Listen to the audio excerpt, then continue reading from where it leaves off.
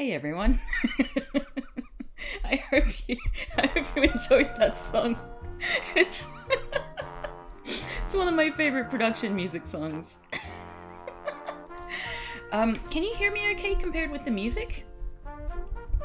This is not Chevrolet 2. This is like an album of it's actually called 60s and 70s Cheese. That is the name of the album and it's just production music.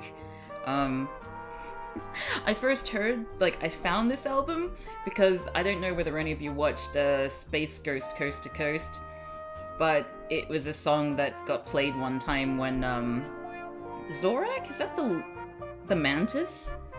Zorak, I think. Zorak was asked, he's like a villain who has been abducted and basically is made to do the music for Space Ghost's chat show, and he's asked to play something nice or something like that, and then he plays that song, and it's just a production music track.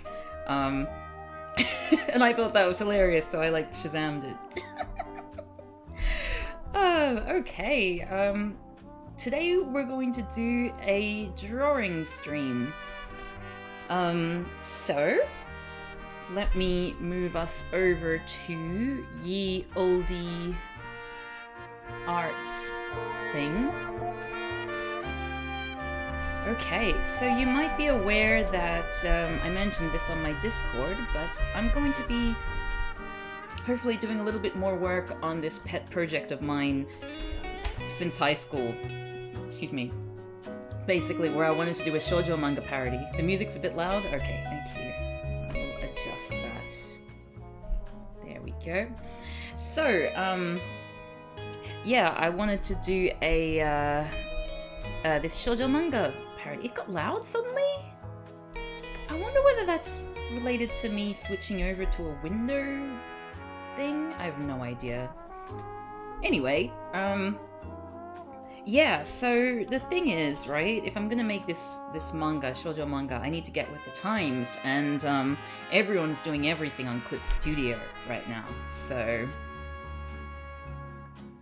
that's why we have this little setup here. I don't know, oh god, I need to set up my pen to work in the awkward way that I have to do it. Please bear with me for a few minutes. How are you all doing, by the way?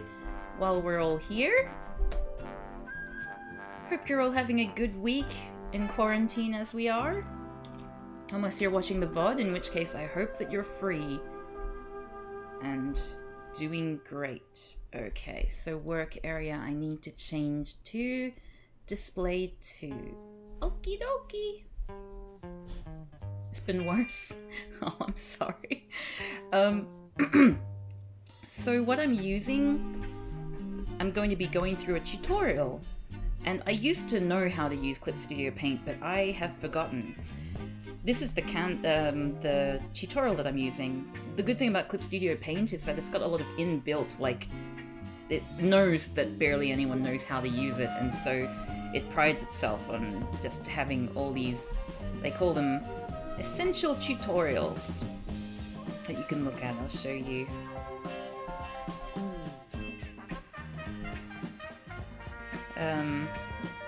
Yeah, so there's a whole bunch of basic tutorials, and then there's other ones that are more specialized about, line art, or using the half-tone patterns, animation, that sort of thing. And eventually I want to master it all, because I'm that kind of arsehole. So yes, we're doing the essential tutorial on drawing mushrooms, because I want to remember how to actually use these things, and part of the reason for that is because I'm going to need to work with my friend who hasn't used Clip Studio Paint either, and I want us to be able to help each other out. So, we're going to start with this tutorial, which I'm going to have off screen, and I'm going to talk us through it. But, if you have Clip Studio Paint, feel free to open up that same tutorial, making your first digital comic in another window, and we can go through it together. Okay, this tutorial explains how to make your first printable monochrome comic in Clip Studio Paint. Using the comic below as an example... Oh, excuse me! Oh off to a good start. I just ate some chocolate. What is it with me? Like, I promise you, I never used to be this burpy. Maybe it's a mild symptom of coronavirus or something. We can all make our own early 2000s gaming webcomic. Yes, make the new penny arcade, but with inflation, we'll call it, quarter arcade. Haha. Is there any specific shoujo manga or anime that influenced you and your friend's idea? Well, I'm glad you asked. We have many different influences in this comic. Which, the whole point of the comic is just to parody a lot of these tropes. So, the original story is that these two schoolgirls get sucked into a magical book and then transported into this mysterious fantasy land, and then they're trying to find their way back out of the magic book. And then also, so that's very Fushigi Yugi. And then you've got, what was I gonna say?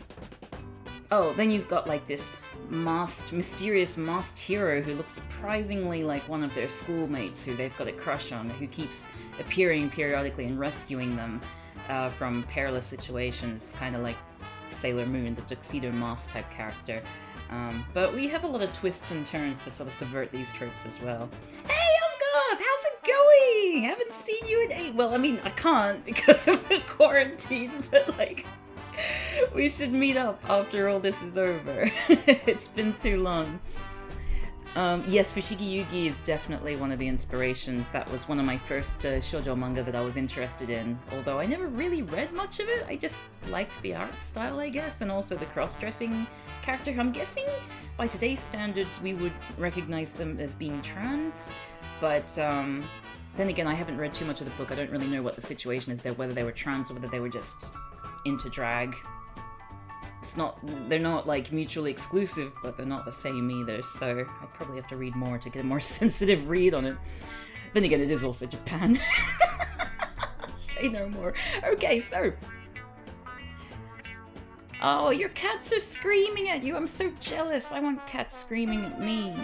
This tutorial covers the following steps of comic creation. If you don't know, Osgoth is also an artist and does amazing line work, and I'm in awe of their line work and shading. So first up, we need to learn how to make the frame board. I don't know if Osgoth streams, but you should. I mean, we're all in quarantine. Why not break out the old streaming equipment? Anyway, frame border. Using the framing template to create the lines of the 4 frames. That's what we'll do. Rough draft. Using the pencil tool. Actually, no, let's read through this initial thing together so that we all see. So, frame border. We're going to make that. And then we're going to make this mushroom comic. Using the pencil tool to sketch out the rough draft. Hey, John Louie, how's it going? Inking, using the pen tool to produce clean line art. Solid tone, using the fill tool to paint in tones. That's something I'm excited about. I'm gonna overuse the shit out of these tones. Adding effects, using the action line tool to insert effects. And today I thought what might be fun is you can all direct where this comic, what this comic is about and what happens in it. And what kind of effects we should use. I feel like this should be a communal experience. This is like a communal tutorial where we're all learning together and contributing to create a piece. Do I use a graphic tablet? Yes, I do. This was a Christmas present, which I'm still trying to figure out. I've never had a graphics tablet. Well, I have a Microsoft Surface, but I feel awkward about the touchscreen on there, but this is the first sort of graphic tablet only sort of thing where you can draw on the screen and look at the screen at the same time. So I'm very, very unused to this whole situation here. Anyway, adding effects, using the action line tool to insert effects, inserting text using the text tool to insert text into balloons. Is that what the text tool is for? Huh. For the Clip Studio Paint user guide... Okay, so I'm gonna move this back and we're gonna get going. I'm very orange now? Oh, it must be because of the the reflection on my face of this stuff. That's interesting. Well, let's see what other colors my face turns as we complete this thing. Sorry, I don't really need to point it out, but I feel like involving you all in my pain. I have period pains right now, which is really annoying because I normally don't even have a period, but I recently got on something which, as well as dealing with some other stuff, has a side effect of giving me my regular period back, and it's just I was quite happy being infertile, thank you very much. And it's kind of like, you know, once you haven't had one for a long time, you kind of forget what it feels like to have unnecessary pains in your womb. I hope all you AMAB people out there are really enjoying this description. Serves you right for being free of this monstrosity. I miss not having one very, very much. It was because I held the bright tablet screen into the camera and it corrected for a much brighter space than you're actually in. Oh, I see. The beast's hunger has been satisfied. Oh, little screamy kitties. Okay, create a new canvas. Click New at the upper left. New. And it has appeared on my other screen, which is kind of annoying. I don't really like that. Okay, we're going to create a black and white comic for print. Select Comic. From the Use of Work dialog box and from the preset settings, select A4 monochrome. Settings. A4 monochrome. There we go. Alright. What else? Click OK. Oh, and let's name it. And let's put it in a different folder from my Yasashi Roba comic. Let's say, what are we going to call this comic, everyone? Oh, you do your actual drawing in Paint Tool Sai and then use Clip Studio for editing and color correction. Oh, interesting. What is it that Paint Tool Sai offers that Clip Studio Paint doesn't, or is it just sort of you're used to that system? Because I always tend to default to Coral Painter or this new software, Rebelle, that I have gotten. Hunkpocalypse now. Lips. Now. So all comics that we make in these tutorials are going to be around this theme. Oops.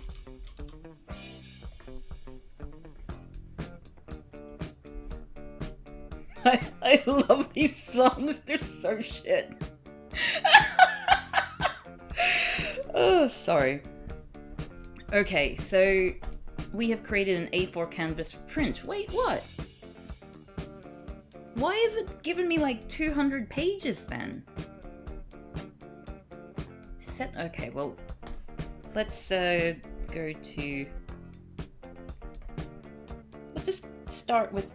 Yeah, let's go with cover page. Like, I know you're probably meant to put the cover on there, but, you know, who's gonna arrest me for that?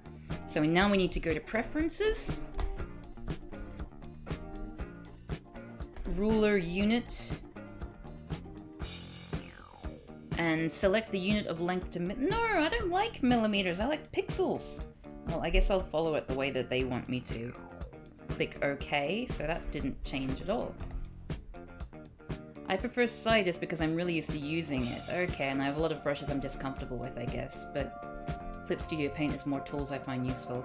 That makes sense, yeah, like, I was making this bunny before, for my last drawing stream, and I used, I think, Rebelle for the main drawing and line art, and then I moved it over to Photoshop for coloring, and then I moved it back for, like, some additional, like, stuff at the end. Which I thought seemed kind of gratuitous, but apparently it's not so uncommon. That makes me feel a bit better. Okay, so now we need to... Okay, so when we change the unit to millimeters, the brush size and frame thickness will also be displayed in millimeters, which is suited for print. That makes sense, I guess. This is very interesting to watch as a former graphic designer. Oh, interesting! Former graphic designer? Did you leave because you didn't enjoy it? Or did something else come along? Or is that prying? You don't need to answer that. I'm just curious. You did an internship? Oh, nice. Frame border. Using a framing template, you can create frame borders on the canvas.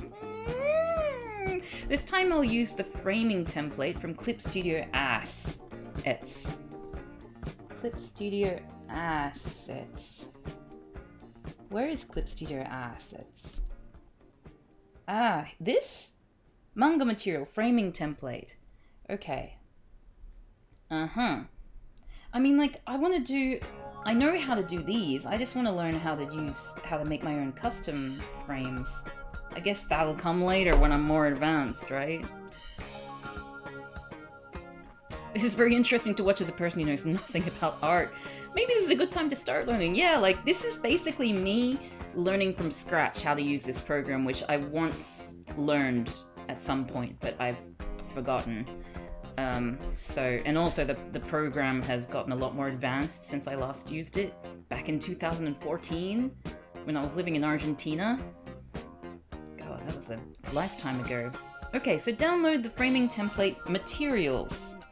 I'm pretty sure I did. Access the framing template details page. Yes. Log in with your Clip Studio account? What's that got to do with... How? What? What's this bullshit?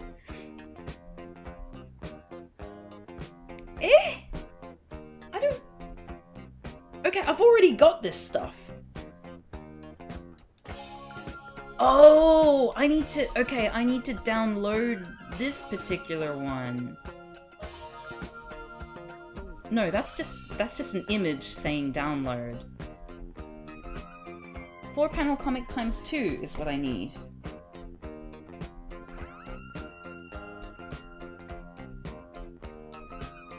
Four-panel comic times 2. Like, that looks pretty much like that one over there. Oh wait, no, it's a 4-panel comic times 2. Okay. Do I have to download this from the site, maybe? Because I can't see it here. Maybe that's why it's telling me I need to log in. They want you to draw them a new download button. They want my info, goddamn. Access the framing details page and then log in. How am I supposed to log in here? Am I logged in?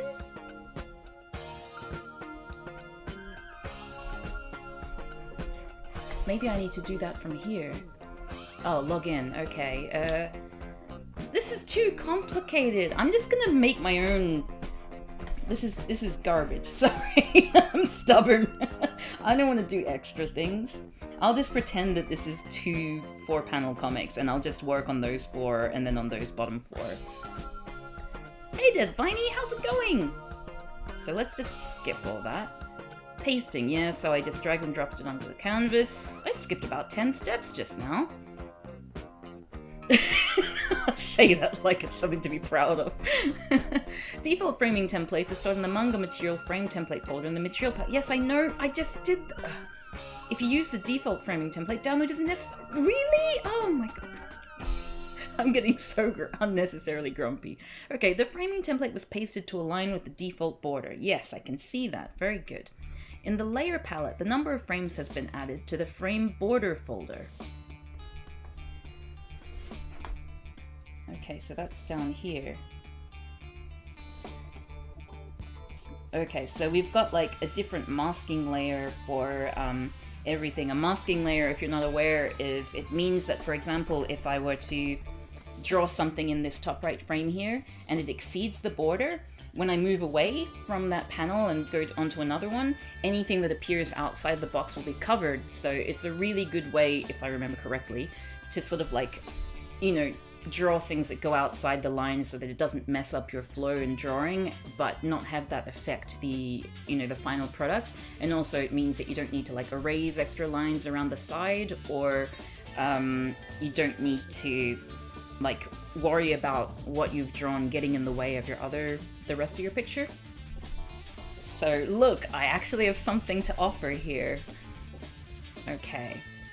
I use masking lots because I'm messy. I didn't really know about masking until way too late because it all seemed too complicated to me, so I used to just erase everything, and it sometimes led to more problems, especially when I decided actually I kind of liked it the way it was. What happens if you want to have something peek out of the boxes? That's a good question. And I will want to do that at some point, definitely. So, I think there are ways to like circumvent the mask. Like if you draw something on top, on a layer on top of all those boxes, then it will be as if you're not involving the mask at all, even though you're drawing in the same place, if that makes sense. Yeah, do it over the mask, I'd imagine. Oh, you used to do art streams, Osgoth! Please do them again. Like, I love watching art streams. You may be aware of Diana Jack, who's in the chat as well. She does art streams every Friday, and they're a lot of fun. Okay, and the layer palette, yep, okay, so how to display the layer palette on an iPad? I don't care, I don't have an iPad. Organizing by layer folder. Eh? Oh, okay, right, so this doesn't matter to me because it's separate. It's got two set, like this folder here. We've got like one. Oh wait, you can't actually see what I'm looking at because my head's in the way. Okay, let me move my head. Ooh, help! There we go. So what I was trying to show here before, we've got the masking layers here, and this is a folder which contains all of those frames, and on the tutorial that I'm looking at, which implies that you want 2 4-frame comics, one on top of the other, it's got separate folders for each of the comics. Oops.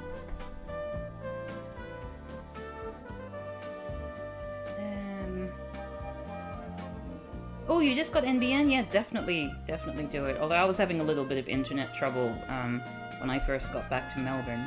Okay, so I finished that first tutorial and I just dragged a thing onto the screen. Yay! So now we're on to sketching. Good. Select the pencil tool from the tool palette. What's the tool palette? Is this the tool? Let me... Oh god, it's so busy. I'm so frightened. Okay, I want the tool palette. Go away. No! What's this? Get out of my face. Not interested. Okay, so let's go to view. Have we got the tools palette? View. No? Oh, it'd be an under window. Tool. Why was that even not on there at all? Yeah, that's what I was talking about meeting up after the pandemic, because I came back to Melbourne just for a visit. My dad was unwell, so I came back to surprise them for like a 2-week trip and just to look after him. And then all this stuff went down, so now I'm stranded here. So, stuck at my parents' place. It's the best. Okay, so pencil. What is the subtool palette? Let's see if we've got subtool. Okay. Darker pencil from the subtool palette. Done. Adjust the brush size of the pencil tool. You can adjust this from the tool property palette. Oh god, there's too much. There's too much! Too many options. I'm spoiled for choice. And this is like in millimeter. Let's make this 1 because that's what they did. I'm just gonna copy them. So we're making a comic called Honkopocalypse.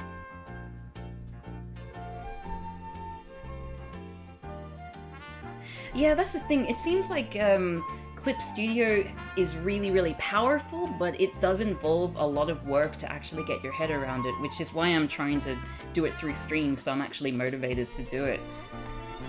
Because I really do think it would be a really, like, a good tool. And also we're considering making the comic into a, what's it called? Not webcomic, a Korean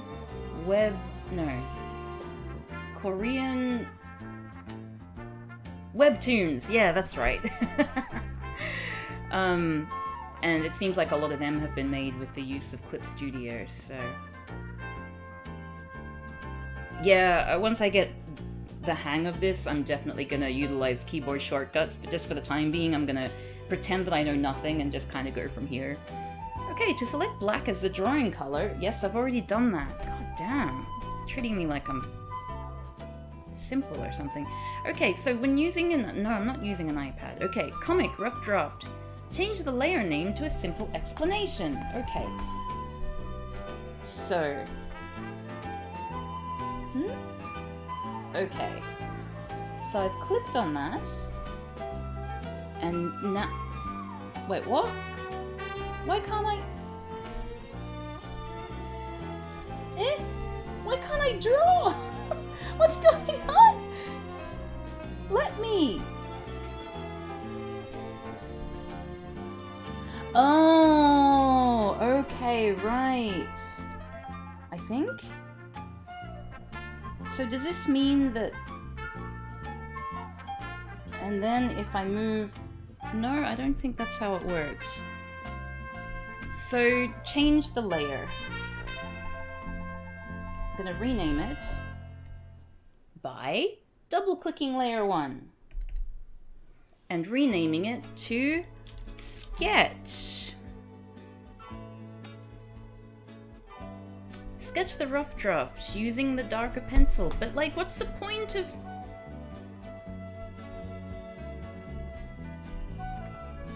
Like... I thought the whole thing was that you're meant to use masking. It's not letting me...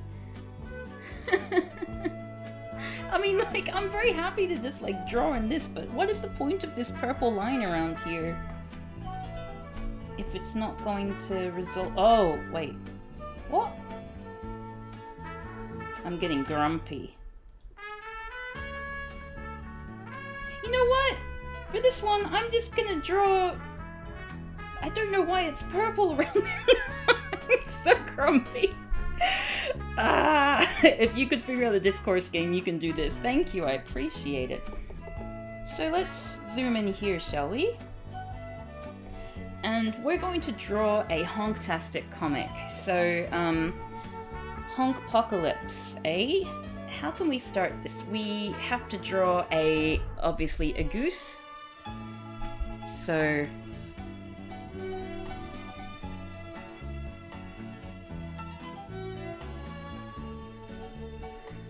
And this will be like a goose that is ready for action.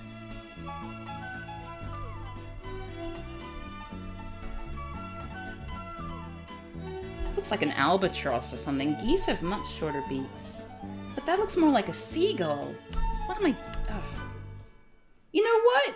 It's okay if it doesn't look like a goose for my first drawing. This is my first drawing, so I'm just going to make this extra large eyeballed goose.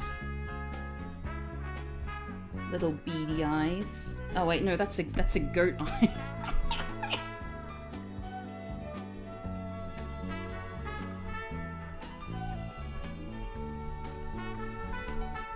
Okay.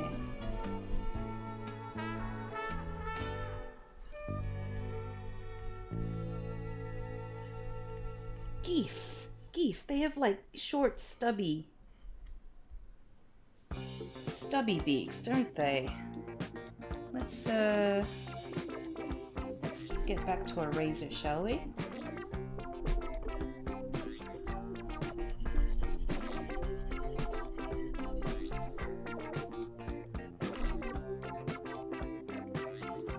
You've been shirking any and all other activities for Animal Crossing? Well, that's precisely why I can't ever play that game. Oh, that's awful! No! Oh god! Make it... No!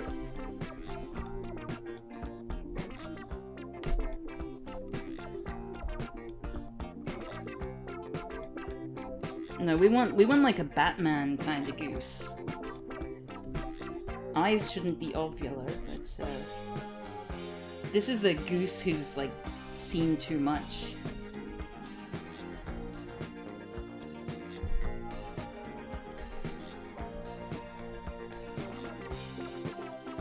Just use that as a reference. Thanks for that emote, Eric. This goose has had enough of our bullshit. Okay, so I've done this sketch. I've sketched the rough brush using the, darker pencil. Roughly sketched the word balloons.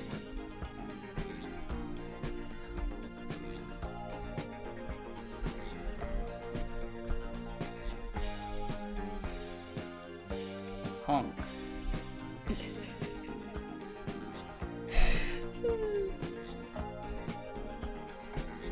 Okay, correcting the line work. You can use the eraser tool to edit the lines you've drawn. Adjust the size of the eraser tool. I don't care. Correcting a line using undo. The goose is mad. Yes. But why is the question. It's still too pointy. They're kind of flat and wide at the front. Yeah.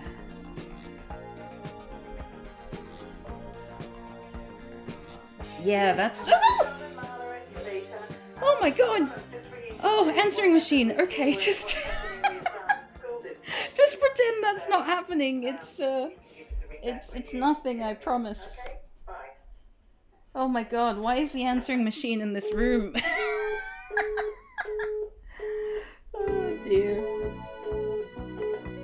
Finishing the rough draft. Oh, okay, we need to do the whole comic! God, this is just zooming ahead, this tutorial now. I was mocking it before. So it says honk. And now we'll draw it face on, which is going to be a hard one, I think. Would doing a Google image search for Goosebeak be cheating? Yes. I wouldn't be an artist if I looked at references.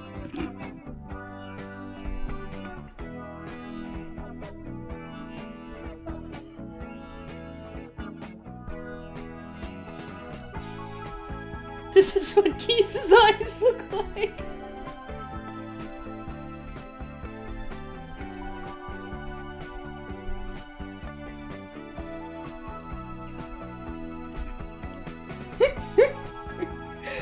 Oh, I'm having fun.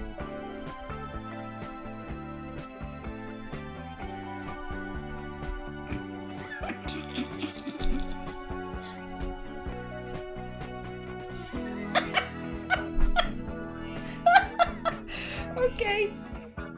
Don't geese have compound eyes like a fly? Yes.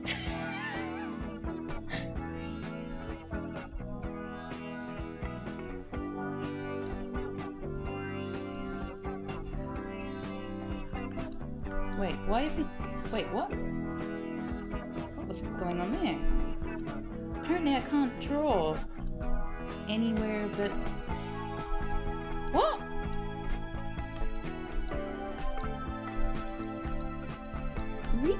What? That was weird. What? What? Am I pressing something wrong?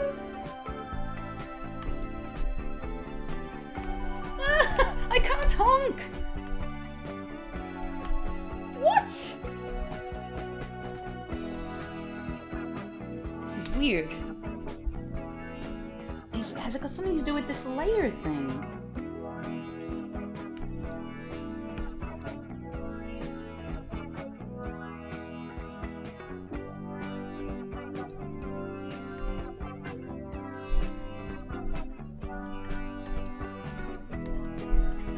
What?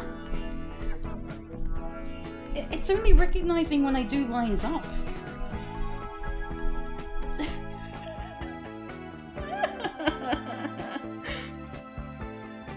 Yeah, what was I gonna say? Yes, reference pictures are good. In fact, once I actually get out of doing tutorials, I'm gonna use a lot more reference pictures. In fact, I downloaded this really cool software, which I'll look up here. What's it called? PureRef, PUREREF, which is like a donation fueled software which enables you to just like drag in reference pictures from everywhere. I really don't know what's going on with that frame. Well, you know, like, you get the message of the second panel, don't you? Okay, so we've done the sketch of first one. And now... So this is a 4-panel comic. So we've got Honk Honk, and I feel like it's really heating up here. Like, we're really starting to get into the character of this goose. We can understand its motivations.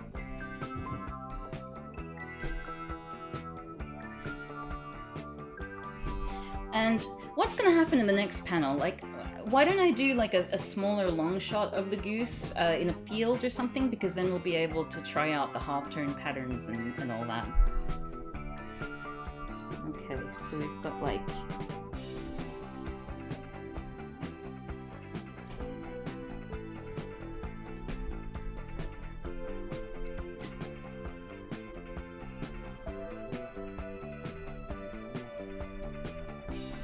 There we go. Little webbed feet there.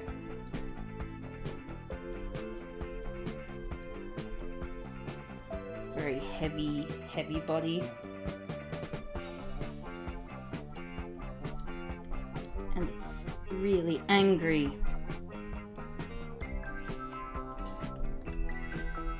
Honk, honk, honk, honk. Honk, honk, honk, honk, honk. I feel like that makes for a good, like, a dramatic speech. The goose should be on the bouncy castle. Okay, now I need to just... I've never been on a bouncy castle. What do they even look like?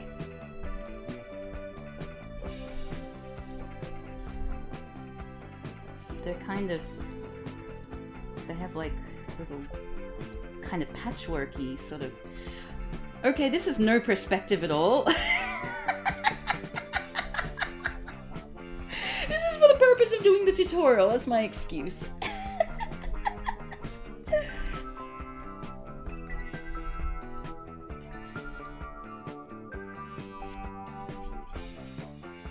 There we go. So that's the front there.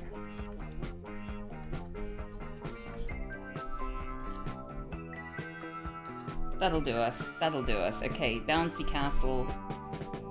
You can tell it's a bouncy castle because whatever it is wobbling. Yeah? There we go. So,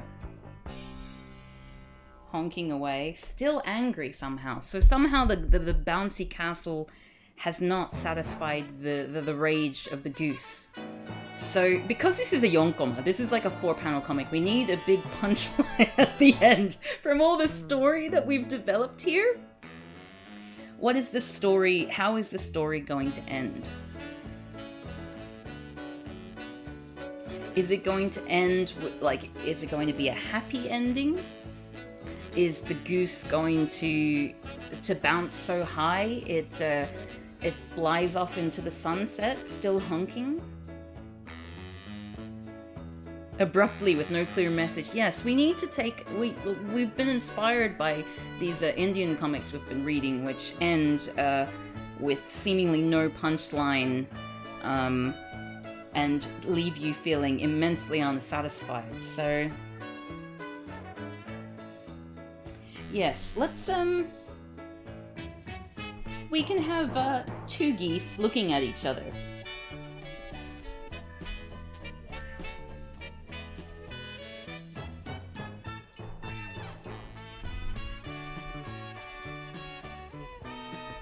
And one of them will be smiling, and then the other one will be angry.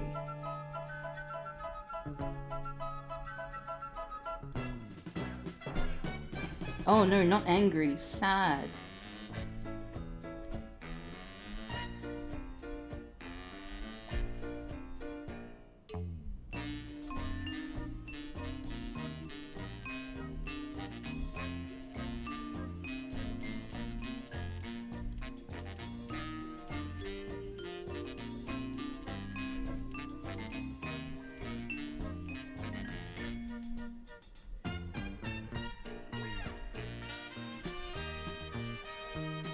What is this circus music?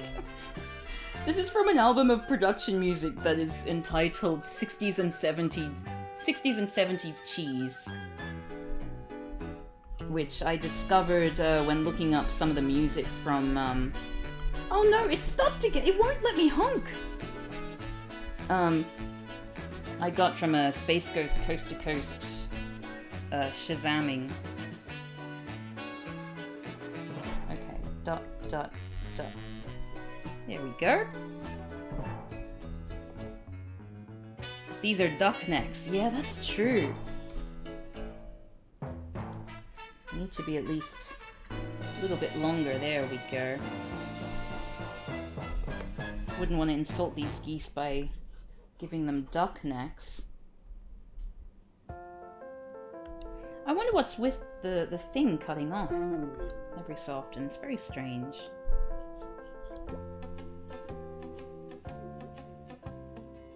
This probably could still be a little bit longer, couldn't they? Well, we'll put a little tear here. There we go.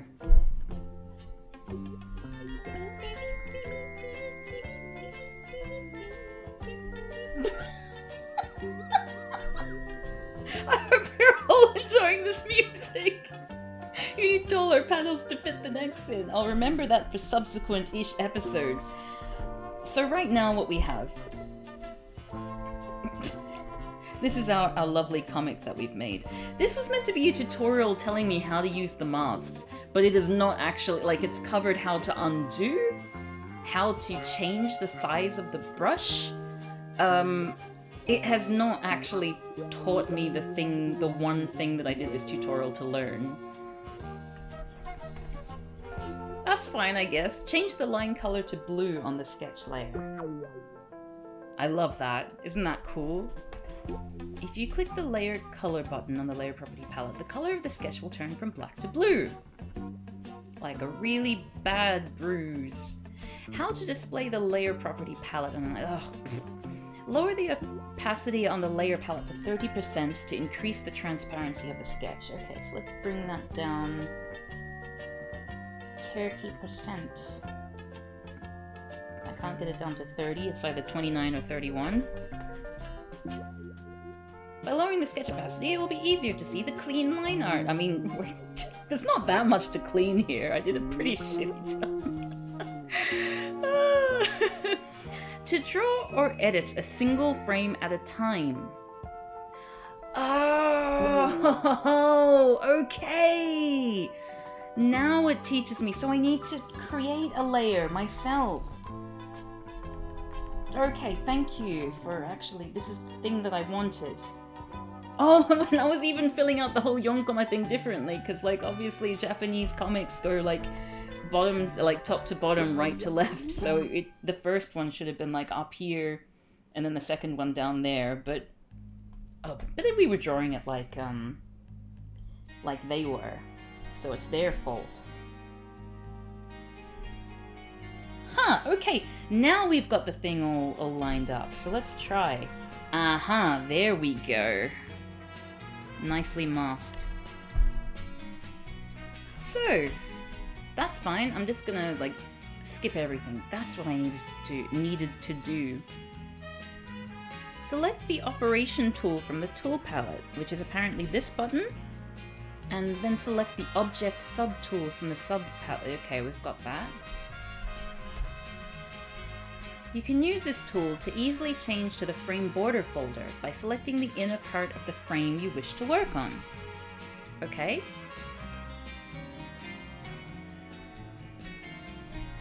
Drawing cannot be done on the frame border folder itself. Yep. Click new raster layer. Oh, whoops. Oh! New raster layer. Is that? Oh no, that's what I did. But for some reason it's at the top over there. Huh. Whatever. I will start inking on this layer. I double click the layer name and call it line drawing. Let's do that too, shall we? Line drawing. It reads as triumphant if you take it from top right to bottom left. Yeah, because it ends up in the bouncy castle. Okay, select the pen tool from the tool palette. Pen tool from the tool palette, and then select G pen from the subtool palette, although the picture says real G pen, so let's go on to that one. Frame by frame, ink the rough sketch. Okay, this is gonna be an act of real, you know, like, I don't want to mess up this amazing job I've done on the original, you know? Oh, look at that. Those gorgeous lines I've got there.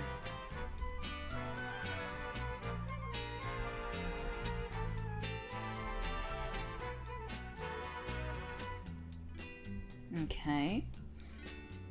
Well, so far so good. Oh, someone followed me. That one didn't turn out so well. Frog Excellent? Frog Excellent! Thank you so much for following! Or is it Frog Excellent? Your Clip Studio Paint looks different to mine. Well, mine was a really, really old version, and then I tried to re-download it on my new laptop, and the download link wasn't available, so I wrote to them to complain, and then they were like, just get a new one. So they gave me a download link, so I basically upgraded for free. It was fantastic. You should do that too! Okay, so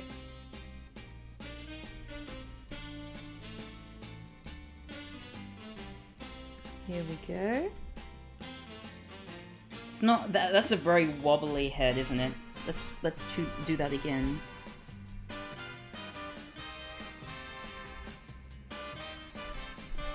And we do this. It doesn't need to be perfect, because again, I'm just sort of like trying some stuff out. But it would be nice if the lines sort of connected in a way that I wanted them to.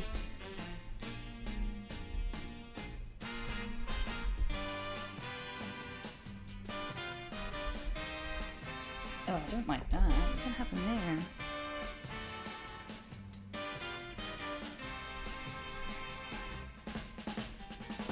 That's the thing, right? Like, when it comes to complaining, a lot of businesses just make it difficult for you to complain. Like, they make the processes really slow. So if you're determined enough to actually sit through all the annoying, like, phone calls and things, or in my case, online chat, because I hate talking on the phone, you do tend to get what you want. You just need to be stubborn, which is something I'm particularly good at. What does it want us to do with the marks? I mean, the speech bubbles. I think we just leave them till the end. Okay, so now on to the next frame, which is technically frame 1. So let's go back to here, object, and then we've got a layer in there. Oh god, this one's going to be the funnest to paint, I think. I mean, to ink. Alright.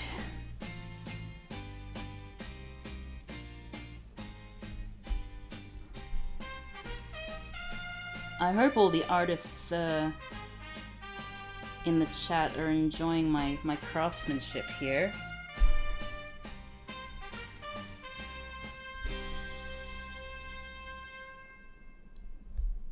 I expect to be getting derivative works of this masterpiece.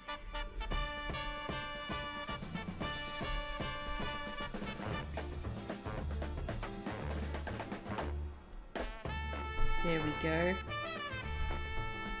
And actually, now let's make this eye looking that way.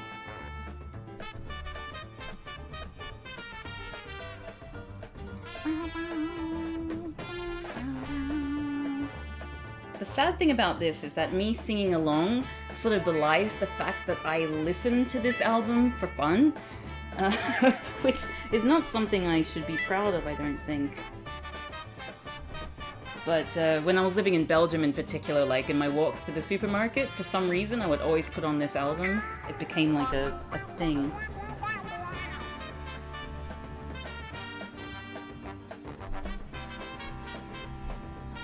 think geese tend to have like that whole situation. Connecting lines is always a pain.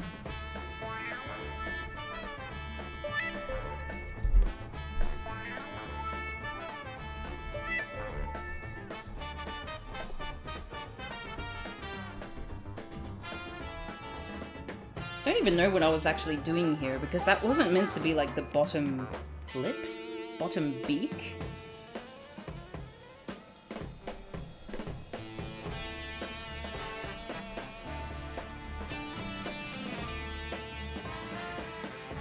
Can you imagine that like someone worked really hard to make this album? Like they were like, yeah, these songs are immortal, or they're gonna be immortal. And then they got put into production. I mean, no, they probably got commissioned.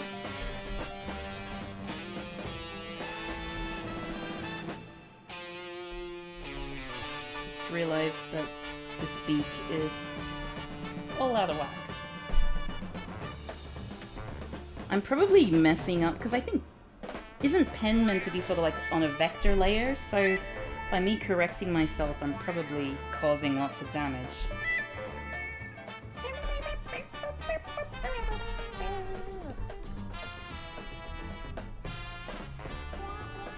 Guess we'll find out. Oh god, this is so awful. This music very much says I need to pay the rent. They worked really hard and I sat here and called it circus music. Oh. Well, it's a living. Okay, so hopefully in the redraw we'll be able to actually write honk honk as we wanted to originally. Oh, I only drew one nostril.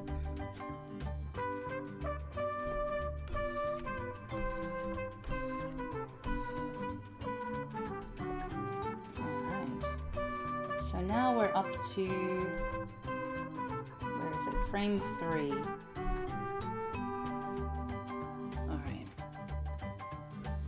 Alright. The thing is, because these are really sketchy, and I don't actually know how to draw a jumping castle, and this is the kind of thing where if I were doing a normal comic, I would look up a reference image. But I'm too lazy right now.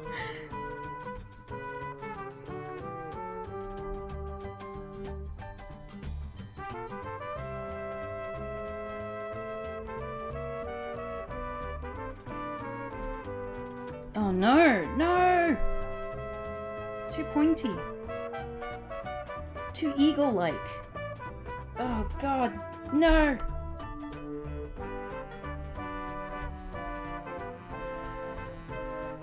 I mean, it's all gonna be colored in anyway, like, it's gonna be colored in black, it doesn't really matter if I clean up the lines to a degree. It is not just the Belgian national anthem! Oh, John Noyes' claim to fame made Cav laugh so hard they squeaked. There's a text tool if you prefer to save your wrist. I will definitely save my wrist.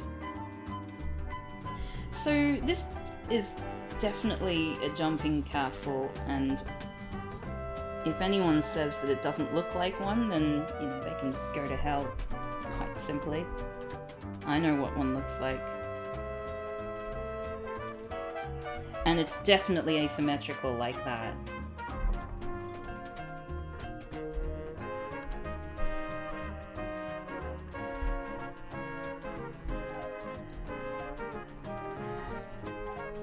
Oh no! Oh. It's doing the thing again! I hope this isn't a thing that's, like, unique to me. Like, I hope this isn't a problem I'm having with my pen or with the software or anything. It's triangular, high at the back, but not pointy. That doesn't sound right.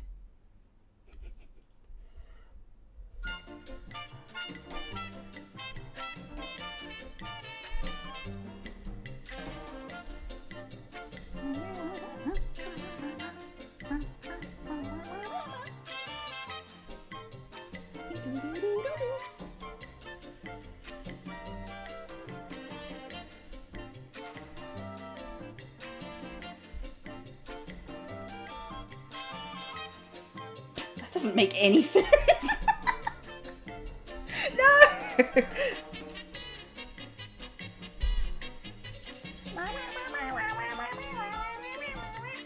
You like my singing? I do. Did you know that I've sung professionally?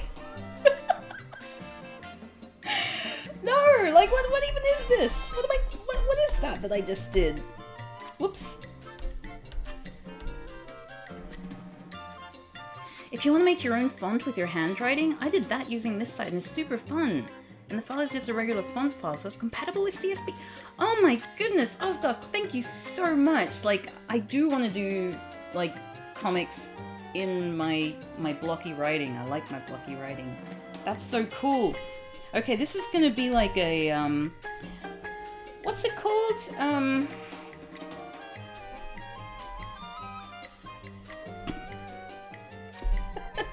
What's it called? The guy who did, like, impossible images where it doesn't actually make sense. For some reason Nietzsche keeps popping into my head. Escher, that's right, Escher. This is an Escher jumping castle. It defies all logic.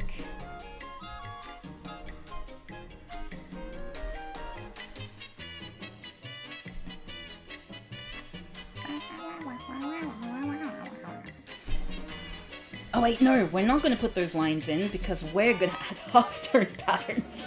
It's going to be amazing. What? This is so stupid what I'm doing. It looks nothing like a jumping castle. What?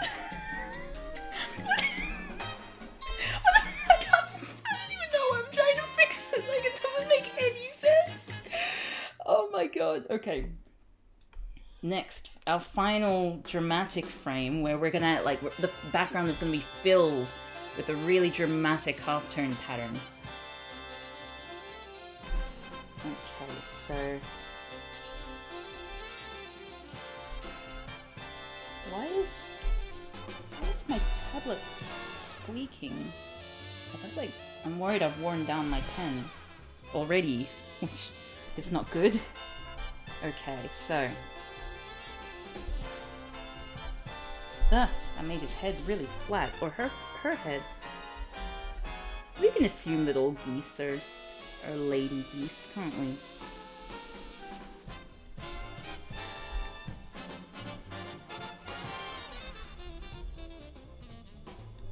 Lady goose by default.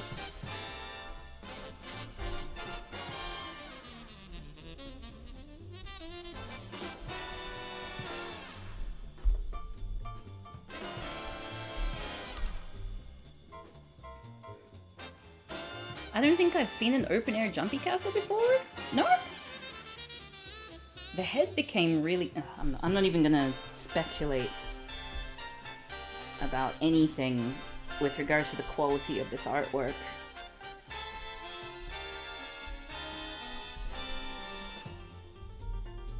This is just for fun. We're having fun, right? Yes, we are.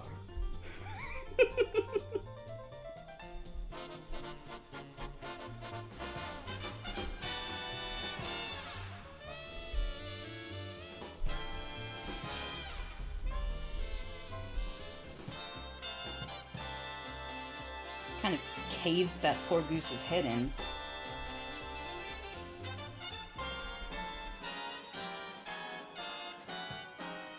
Such a sad goose. And the other goose is so happy.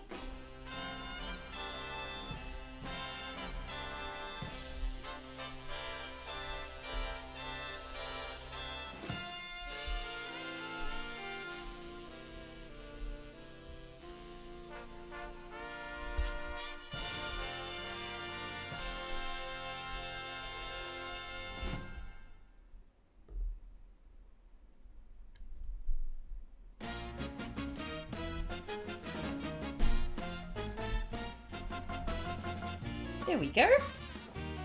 So we've finished inking our comic. Isn't that great? Oh, I see why they put this all on one layer now. Oh god, it's horrible.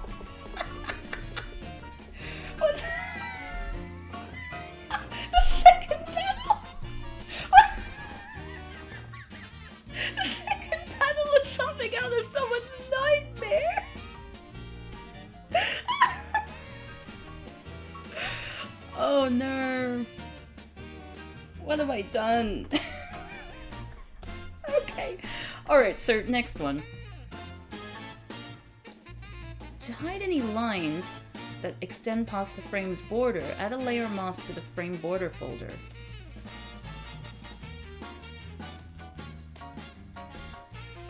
How does one... I felt like I already did that.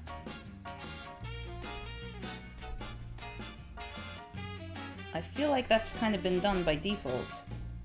Unless you can turn it off. Oh! Wait. Wait.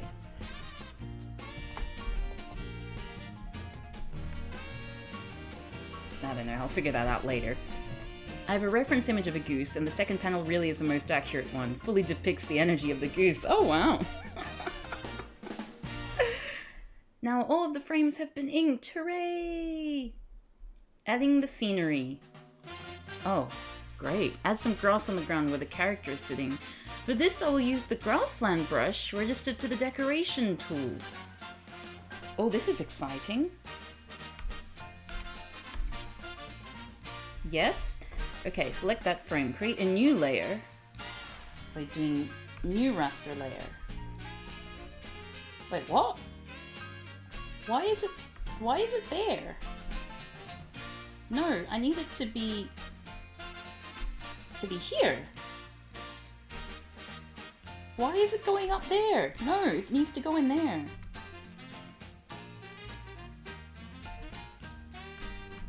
Okay, how do I...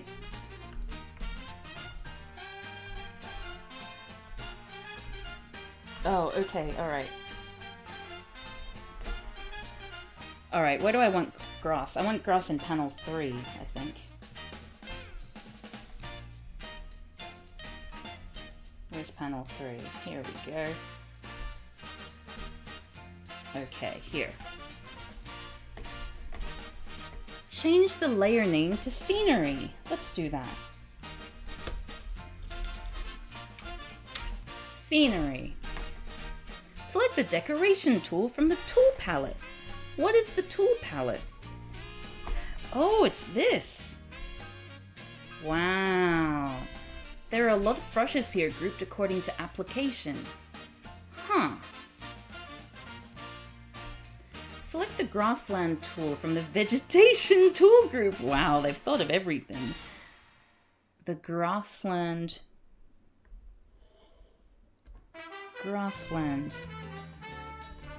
Some of you might recognize this song as being the one that I use in the end credits of my mother's cooking show. Drag the brush across the canvas to produce random patches of grass. Any unneeded areas can be erased using the eraser tool. Oh, look at that! Look at that! Oh, it's perfect! Oh my goodness! Wow, I'm always using this. That's amazing. God, technology, right? Look at that, I got grass.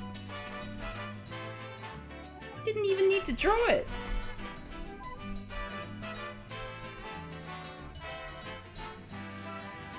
Use the same procedure for all the remaining frames. Wow, okay, well I haven't really got any background necessary for any other ones. Next I will add screen tones and fill in areas with solid black. Yeah, this program is a lot more sort of oriented towards comics, so I'll show you some other tools after I finish this tutorial, which I'm really excited about. Maybe we can even have a little play with some of those. That'll be fun. I actually have Photoshop, because I have Premiere, and if you want like 2 software, you have to buy the whole bundle. And I'm considering sort of like making the transition to like non-subscription based software because I hate subscription stuff so much. Filling in with solid black. Using the object tool, I fill in areas with solid black. I click new raster layer to make a new layer for the solid black fill. I change its name to Fill. Hey there, Phil. Whoops. Ah. Oh, is my album finished? No! We were having so much fun. Okay, let me just change the album. Although I didn't start it from the start. We missed out on these 3 songs, but maybe I'll save them from... Oh, I love Cheeky Monkey. What album should we do next? These ones I haven't sorted out yet, but they're like just sound effects from Donkey Kong, like the Donkey Kong Country series. So, if you want to just listen to a bunch of sound effects, I got heaps of those. Oh, this is under genres. I want albums. Movement, Solar Fields. I don't remember that one at all. 100 spectacular sound effects? Oh, just Cave with Dripping Water. The 10-hour honk song. Very thematic. Well, while we're listening to that one on repeat, Amnesia, The Dark Descent. We've got some jazz. We've got Bastion BBC sound effects. Miles Davis. Some Latin jazz. And we've also got my favorite album, as you know. Building a Better Way to See the USA, the Chevrolet album. Got Darkest Dungeon. Donkey Kong Country.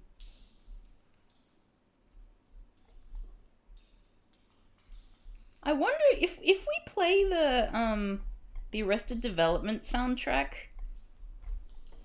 will that be copyright infringement? Let's put on the Arrested Development, shall we? No one suggested that. That was me. Yeah, we're listening to Arrested Development. It's gonna mainly be music stings. It will get muted. Yeah, you're probably right. Hey, Glaucus92!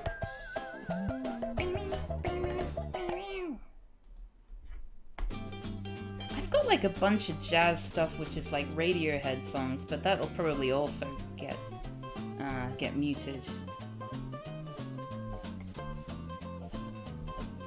So I'm getting a lot of calls for jazz. So why don't we put on... Will that get muted? I'm curious. We're trying to pick out a new soundtrack. We've got a bunch of classical music. Classic.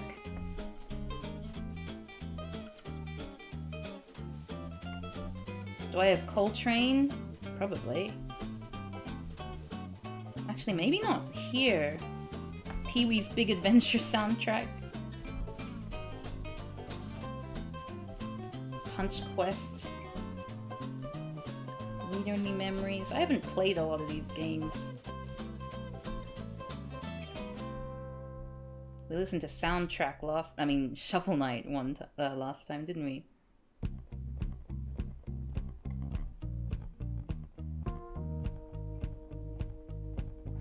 The Turner Music Library is pretty damn good.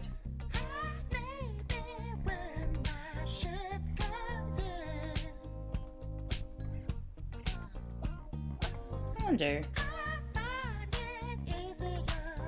Should we listen to Tilsley Orchestra? I remember there was something that was really good about this. But it's just a bunch of production music stings. Maybe Turner Music Library, because there's like a bunch of, what is it? Harvey Birdman, Attorney at Law music? Like, oh, Moody Blues. No. Blues? Which one was it? Slow Moody Blues by Reg Tilsley. This is like the song from, I think it's from the opening theme, but they changed it and then made it their own song, which I think is so cool. I'd love to do that. Let's listen to that.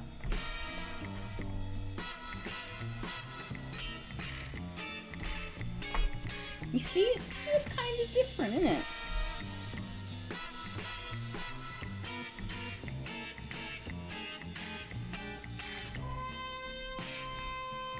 Is the man in the suit? Ooh, it's the cat with the beak. What have I done? Do you really want to hear him? Yeah, sure, let's do that one. Wait, what have I done? Oh no! Shit, I think I lost it. Damn. Okay. So I want that down here. And we'll name this one black. Okay, so applying tone. I will use tone to express both the intermediate color and the shadows. Just like when inking, you can work on one frame at a time, but this time I will work on 4 frames at once! Really? Oh, sorry. Okay, so select fill from the tool palette and then refer other layers? Wait, what? Oh, okay, right, I get it. So that way, it will sort of like go within the lines.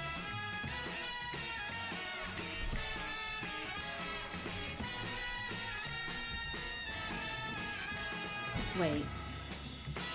Select... Oh. Whoops. Fill. Fill and then refer other layers. Okay. Here we go. Click the bottom left to make it black. Yep, that's fine.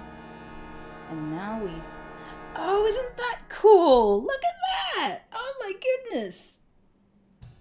Wow! Okay. So let's do that with all of our layers.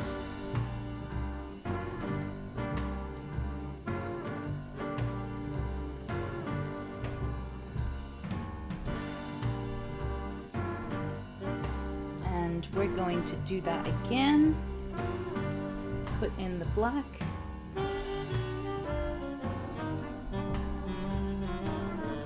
Oh, isn't this fun?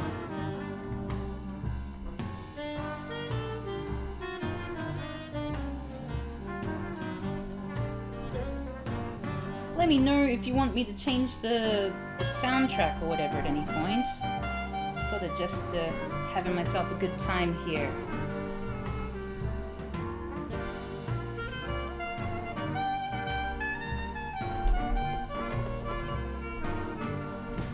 This is an interesting concept, referring to other layers. Oh, no!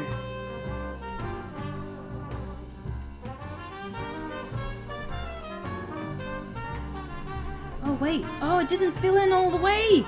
Oh, you ass!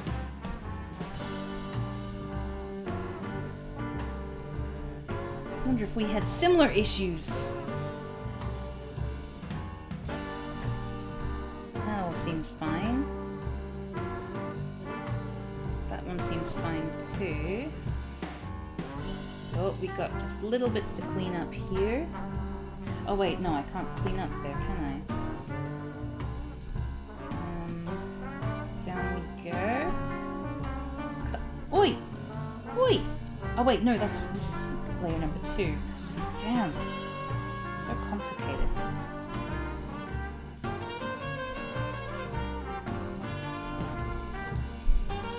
So glad people seem to like my production music library so far.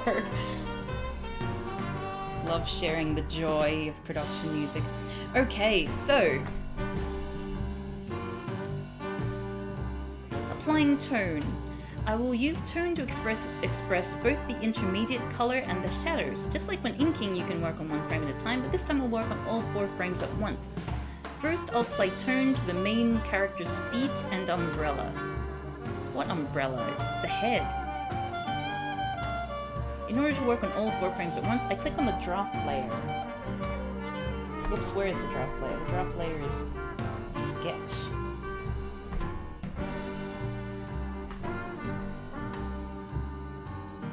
So that's the one that I've made transparent. Interesting. This music makes you want to play Grim Fandango. Select the Auto Select tool from the tool palette, and then select Refer to all layers. But that's weird because, like, what was I gonna say? Because this is the sketch layer. So the sketch layer has stuff on it. Click on the inside of the drawing's lines you wish to apply with tone. Well, I'm curious. Let's make this duck's color change. Click New Tone from the selection launcher view that appears under the selection. That's this one, New Tone. The Simple Tone Settings dialog box is displayed. With this dialog box, you can set the number of screen frequency, tone dot size, and density. I set the number of screen frequency to 60, okay, and the density to 50, and select OK. But we can lozenge, sugar plum. Oh, it's all blurry.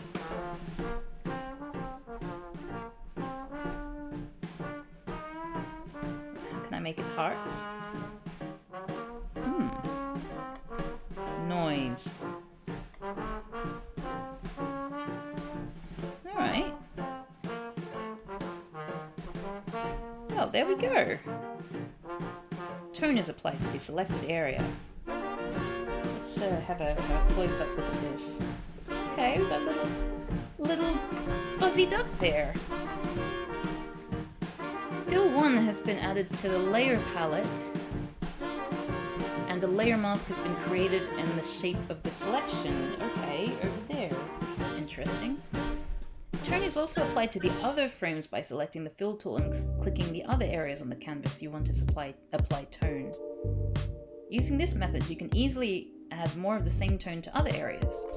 Don't care about the iPhone version.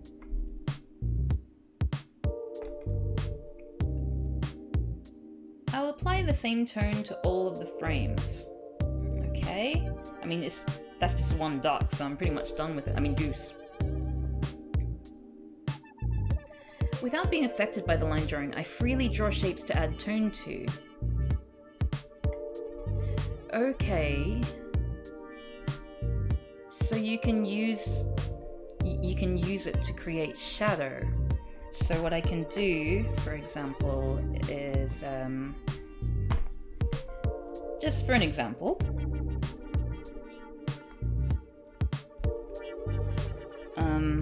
I go to the lasso tool, and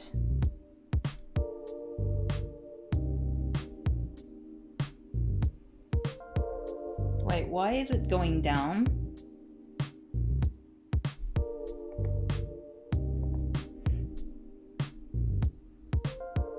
I don't really understand why it's going down, but it's alright.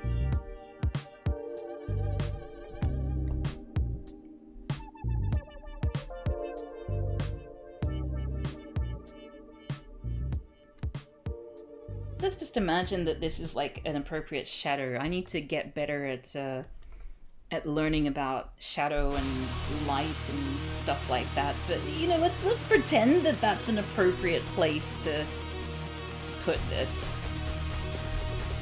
Oh, this is intense, this current song.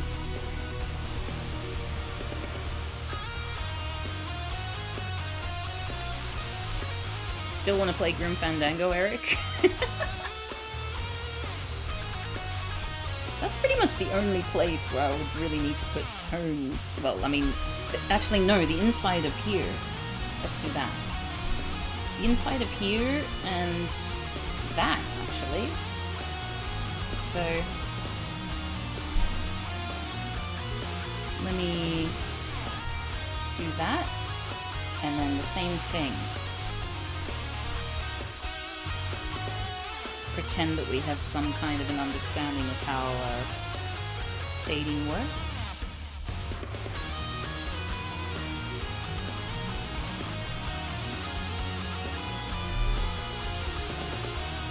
feels like video game music. It probably is.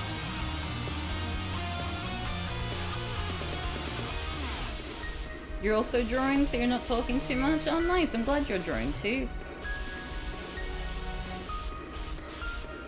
Oh. If you erase too much, add tone back by using the pen tool? Wow! Oh, that's so cool! But I didn't, so... The shadow tones are complete. Applying pattern tone. I will apply monotone pattern tone on the material palette. From the material palette. Using the auto select tool, I select the areas I wish to apply tone and click on the inside of the area to create a selection. Open the cross-hatching folder. Okay. You're embroidering while listening to this. Oh, nice. Select cross-hatching 1. And then click the paste button. Oh, that's interesting. Okay, well let's have a little look at what we got to deal with here. Why don't we try to make the this thing? Oh, okay. No. How do I shift? Oh. I want to add shift select.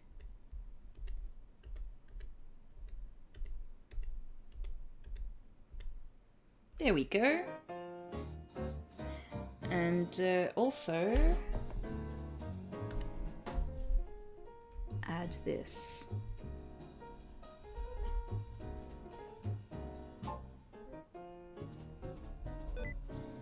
What? Stop it! It's doing sticky keys! Oh my god, and I don't understand why it like slips, like it goes vertical up to the border. It really wants the border. Do I want to filter? No, I don't! Stop it! Open the cross-hatching folder from monotone pattern in the material palette. Okay, we're in the material palette, monochrome patterns, and there's cross-hatching. Has anyone in the world ever used sticky keys? I mean, there are people with accessibility issues who I'm sure use it, but I imagine the number of people who benefit from it to, you know, like, that it needs to be default is probably not that great, you know what I mean? Like, I imagine that if there was some kind of thing, like when you're setting up, you can say, do you have accessibility issues? Would you like these options to be turned on? That would be a much better use of it, you know, like, so it's an opt-in thing. Then again, I don't know. It's a tricky one, isn't it? What looks like the inside of a balloon? I mean, a jumping castle. Let's say this does. Let's download this tool.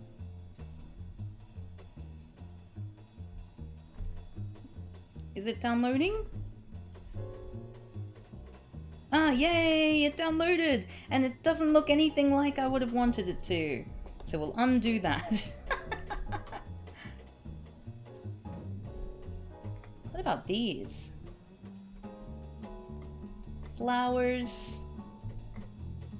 Oh, kitties! Oh, bunnies! Snow rabbit. Pee-yaw. Flower gradation. Ethnic line.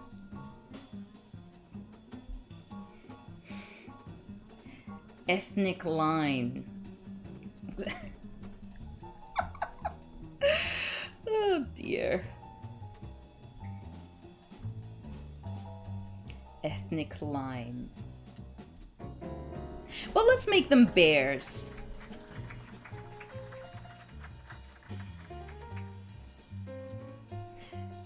So I guess that's downloading. What? What? What? Did that? Why does it look like that? That wasn't really what I wanted. Oh dear. Okay.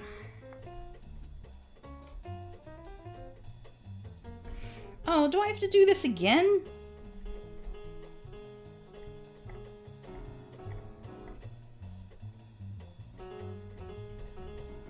Let's try it again, shall we? Can I, like, change the size of the bear? Because that's pretty big. Aww. Adorable. Let's see. I don't really seem to see any options here.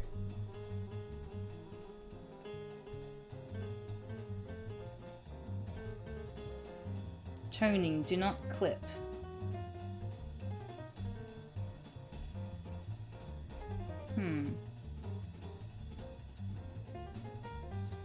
Error, bear too large. You know, let's keep it. I like it. I feel like we've got a lot of nice tone going on in there. Let's leave it.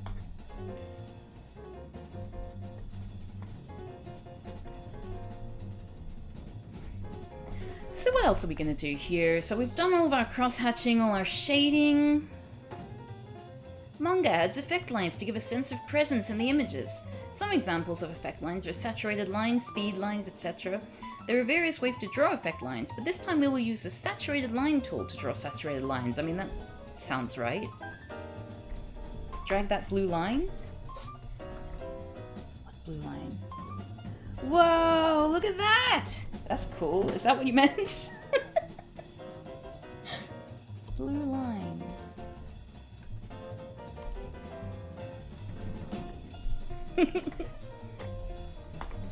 Click the inside of the frame. Okay, so let's... Object tool, yeah. The bear blue line? There was a bear blue line?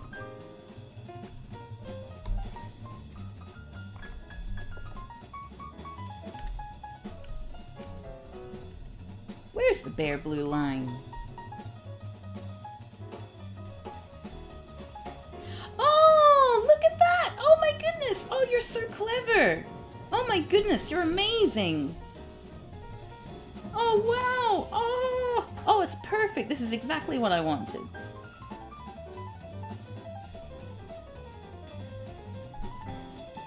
Just have the little bear peeping out there.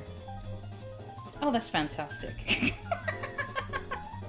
Okay, so click the inside of the frame you wish to edit using the Object tool. Select the Figure tool from the tool palette Figure. Was that it? That's what it looks like on the tutorial. Ah, here we go. So we've got direct lines, streaming lines, and saturated lines. Click the scattered saturated line in the sub-tool palette. Click where you want the center of the saturated lines to be created from and drag into a circle. A preview of the circle will be displayed.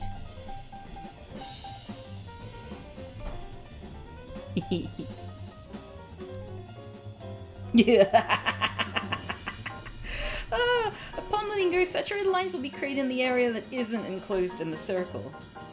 Well, let's make it go around his eyes, shall we? Oh.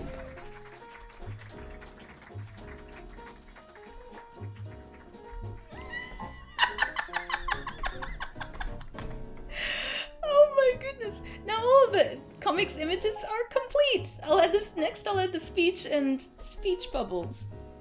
Well, let's see if we have anything else that requires this half-turn pattern. I feel like we should add a similar thing here. So if we go to Object here, and then we go to the Figure tool, Rain. Oh. What? Okay.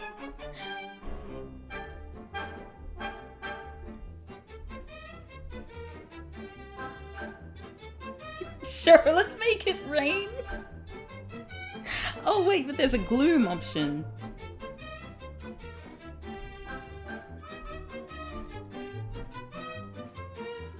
Really? No gloom?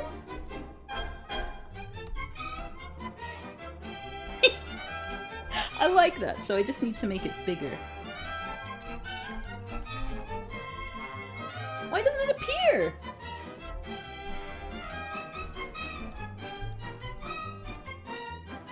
What?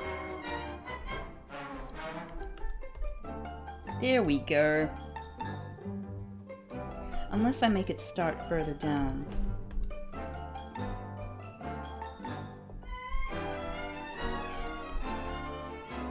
There. No, I kind of like it when it's a little bit more subtle. But how can I make it, like, really long?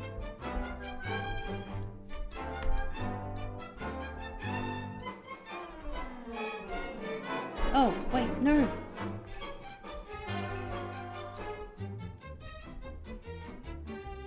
Oh, that's interesting. Can I...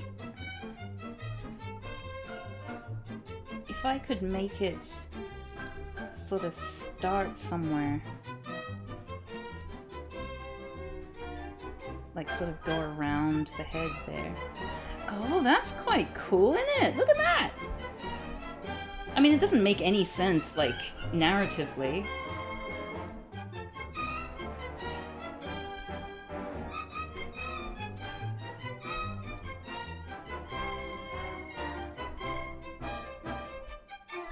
What is gloom? Gloom is like misery, like sort of unpleasantness, if that makes sense.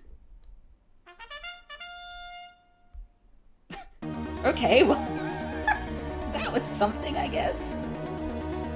It's almost like the goose has hair. Alright, so now we just need some sadness here.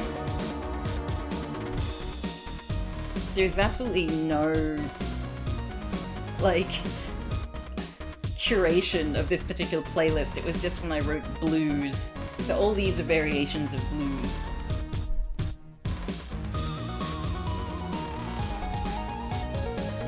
Quite into this. What is it? What is it? Where is it going? Oh, okay, Super Meat Boy, okay. I believe Super Meat Boy was, like, made by Gamergator, which kind of takes the, you know, all the fun out of the game. Why don't we...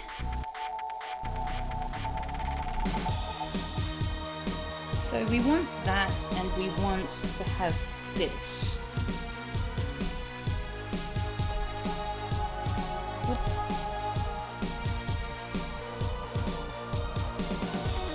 Or do we? Maybe there's something else that we want. Haunting.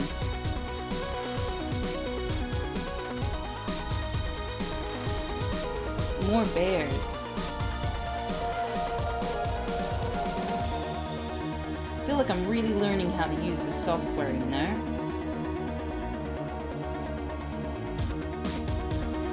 Oh, what have I done? Whoops. Monochromatic pattern. Effect and feeling, that's what we want. Dark, loud, tense, and anger. Yes! That's what we want. Oh, vortex of gloom. When good art is made by bad people, it means you get to pirate it and spend the money you would have paid for it on better people. That's true. I feel bad about streaming games that were made by wankers, you know what I mean? Because it does in a way sort of advertise them, and it's difficult because a lot of people worked on it, not just the arsehole, but then a lot of times, you know, if the game is successful, then that arsehole is guaranteed another job almost. I'm still trying to navigate that. I feel like my strategy at the moment is just to make it clear that I know about this person and that that's shit and that this person, you know, doesn't really deserve the work that they're doing. I think that kind of condemnation is a good start anyway. As long as the more people know, I think the better, because then their name gets tarnished, and at least the name does tend to be tarnished a little bit more now than it was before. Like, I'm really sort of happy that things have gotten to the point where You know, if someone ends up being a horrible sex pest, it's something that they're condemned for as opposed to, whoa, you know what I mean? Ah!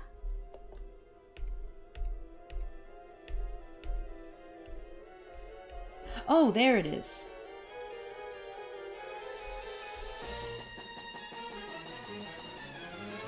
That's not as dramatic as I was hoping it would be. Maybe there's some more. Oh, that's what we want. Delete that. Oh no!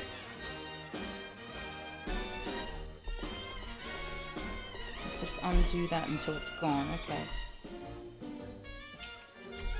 It sounds like it's from West Side Story, so that's probably going to be copyrighted. Let's, help! Let's skip. Oh, well, we've reached the end of the blues.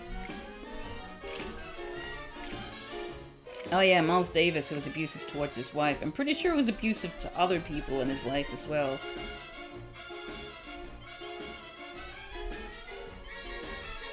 Eek!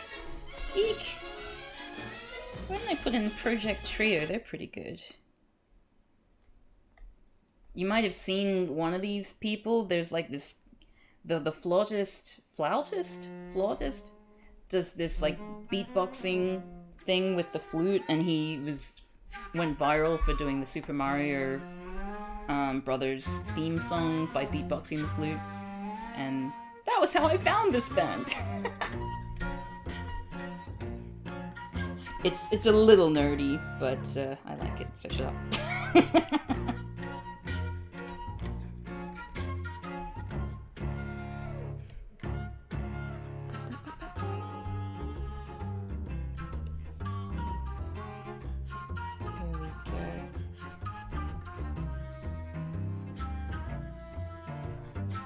There we go. Doesn't that look lovely?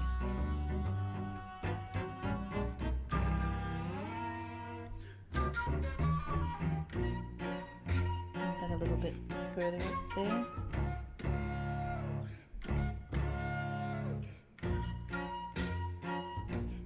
There is merit in pointing out that someone bad made a thing, even if the thing is good. It also helps make people realize that just because someone made or did something good, they can still be bad people. But even if they did something good, they can be and should be called out for it. Like Winston Churchill! I think he's a pretty good example. He did one good thing. His motivations for doing that one good thing are kind of questionable when you sort of look at his like entire life history of prejudice towards all kinds of people, including, I believe, Jewish people. You know what I mean? Anyway, look, we've definitely not overused the halftone pattern here. I think we've done a very good job with our comic. What I might do is just kind of get rid of the halftone pattern around the eyes. What? Ah, no! Can I erase it? No. Could I put a mask on it, maybe? Let's see what happens. Ah, there we go. Look at that. That's my past experience coming into play here. So now the eye is free of prejudice. I mean, half-turn pattern. Unnecessary half-turn pattern.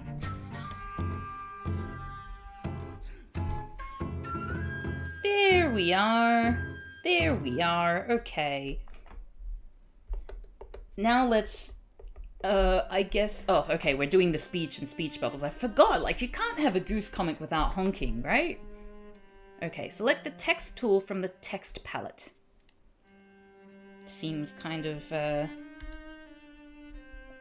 self-explanatory, you'd think, but I'll hide this panel. There we go. Click on where you want to insert text. Well, let me make this layer visible again so that I remember. Okay. Honk. Oh god, this is a horrible font. How do I change that? Tell me, tutorial. No. Honk, full stop. Okay. When you are finished, click OK on the text launcher. Oh, okay, I can see where I should be changing it.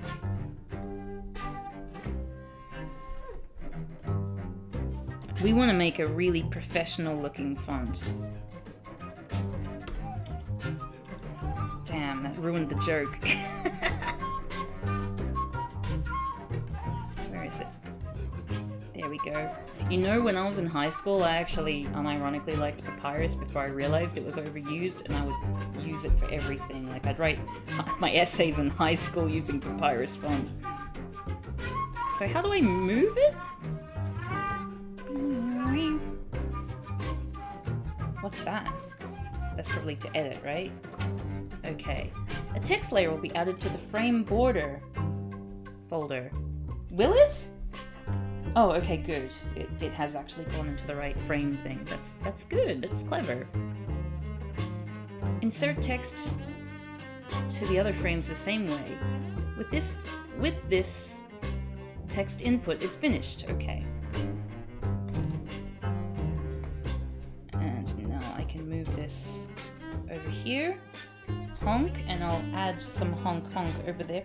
Or maybe I should put it to the side. Hey, house chef! The thing is, I like my lines really thick, so I think I'm gonna go back and thicken the lines after all this. Like, I really love thick lines. And I cannot lie.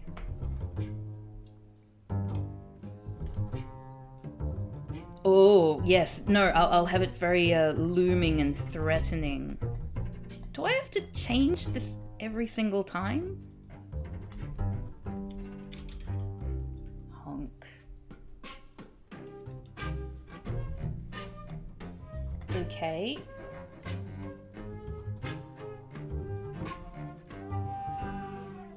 Honk. And I want to copy this. No! What? A revised version of Papyrus? Oh no, that's part of my translation from today. Whoops.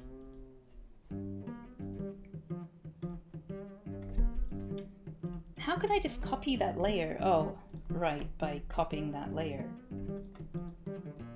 Duplicate layer. There we go, and then I just move that. How do I keep it on the same...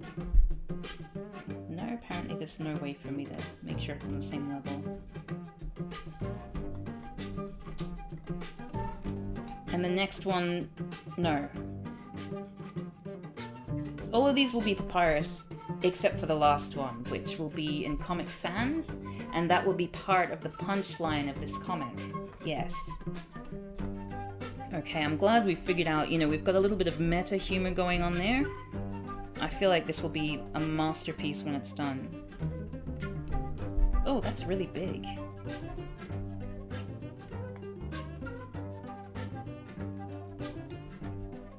Are there going to be any other parts of the punchline? No.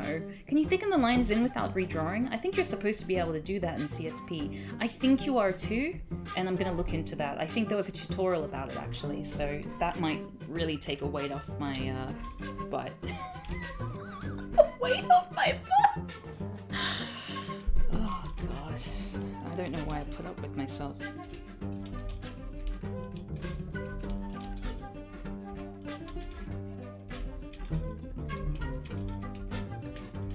I could probably just copy and paste, but...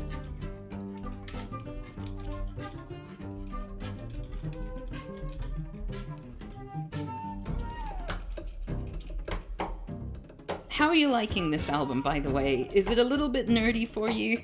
Like, it is pretty silly. Hey there. Oh! Thank you for following, Justice Cassie. Welcome! Welcome to the party. Of one. Oh, see you later, John Louis. Hope you have a good day. Okay, so now we're adjusting the speech balloons on this amazing comic that I've drawn. I wonder if this will ever be useful to anyone. So here's my tutorial of how to do a tutorial in Clip Studio Paint. As long as everyone's entertained, though, I think that's the main thing. Oh gosh! Oh, Umberkin, thank you so much for gifting a subscription to Justice Cassie. That's really kind. Now you too can use the honk emote, which is unique to my channel. Actually, I think Diana Jack has a goose one now too. Sounds like background music from Naruto. Oh, I should look up the soundtrack to Naruto because I quite like this. This is a group called Project Trio, which are just like a jazz trio. Well, they do kind of eclectic stuff, but I think it's probably more likely to be jazz than anything else. Ah, yes, honk with me, everyone. Okay, so... I think Osgoth was talking about circus music before. Wait, what are we after now? So we're done with the monochromatic patterns. What we need is the speech bubbles, so we need to go to manga material. Balloon! And then there are so many different feeling. Oh god. Oh, these are awful. And there are so many extra ones you can download too, I believe.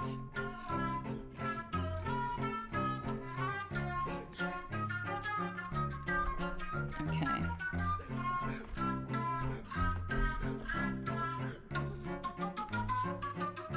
I see them both as mine, says Diana Jack. Yeah, they're basically both yours. You just draw them. This has come together so well, I know, right? It's such a touching story. Now, we needed to start out being very sort of... Oh. Under that, yeah. Needs to be unassuming. And then it gets sort of aggressive as we go on. Whoops.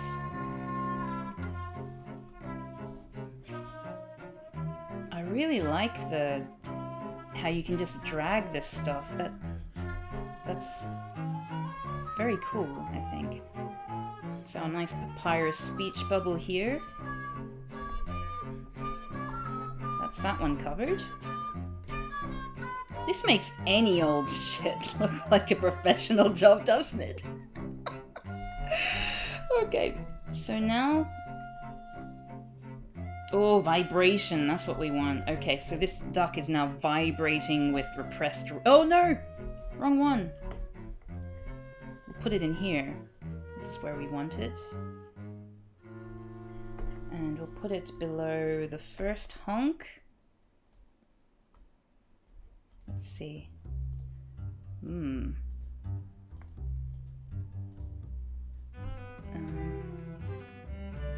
about that?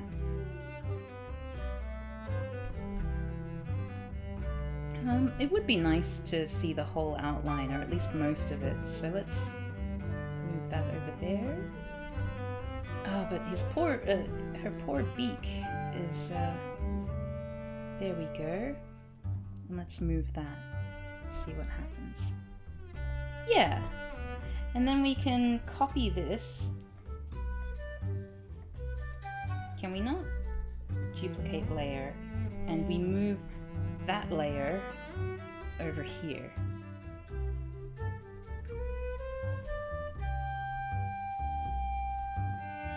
It really looks like such a professional job with the papyrus font, don't you think? Like, you can feel the tension. Will this comic become a series? Well, I'm going to be doing a bunch of tutorials to actually learn how to use this software, and so I don't see why this can't become a series. I'm actually doing it to prepare for an actual proper good comic that I'm working on, a shoujo manga parody. But I figure let's have some fun doing some shitty geese, so why not make it a full-on thing for the tutorials. What seems like a good... Oh, that one. Many thorns for like this honk honk. Yes, I think that might be what we do. Oh, that one's good too though. Oh, jaggy curve. Many thorns. Let's go with jaggy curve. Hey, Tech66. I checked your Twitter and it said it's temporarily restricted. Did you piss off Twitter? I'm not really sure what happened. I think when I came back to... because I travel quite a lot, I don't normally have issues, but when I came for a trip to Melbourne and then got stuck, it said that there's some suspicious activity, I think because I'm using a different IP address to where I live at the moment, which is the UK. And... yeah, it says that in order to unlock my account, I need to get a text message sent to my mobile phone. But the mobile phone that is connected with that account was my old Taiwanese phone number from when I made the account when I lived in Taiwan. And I no longer have a Taiwanese phone number. So I'm trying to appeal and figure out what's going on there. Hopefully it will be sorted out sooner rather than later. But like... God, they have taken their sweet time getting back to me about it. I've tried sending a few emails. But that's kind of like the short version. The longer version is I'm very grumpy about it.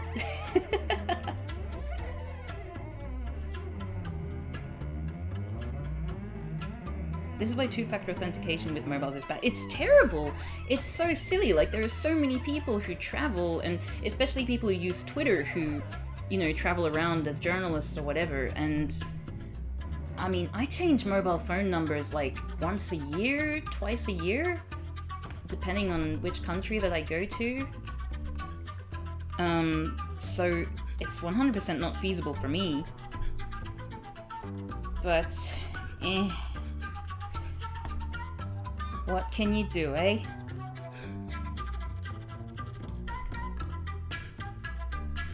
Yeah, like my previous phone number was connected with my former partner's account, and they disabled that, and so I couldn't use two-factor authentication on that phone for Twitch at some point, and it was just, oh, so many headaches.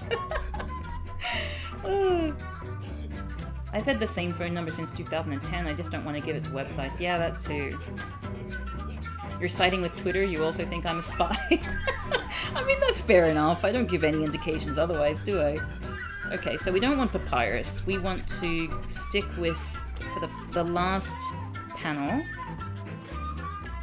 which is the big punchline, which I'm sure you all get. We're going to do Comic Sans, which is going to be a little meta joke here. Meta joke because, you know, everyone knows Comic Sans and the implications of Comic Sans, right? Yeah. Okay, so let's get a nice... what's a good sad one? Feeling. Narration. No. Oh, actually, narration might be good in this instance. So let's, what? Why is it got the text panel thing? Really?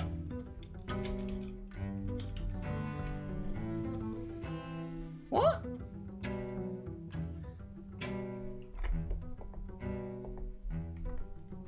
What's going on there? No.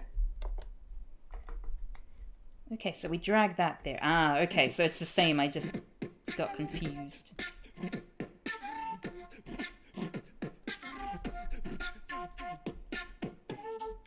No, I want just a regular rectangle.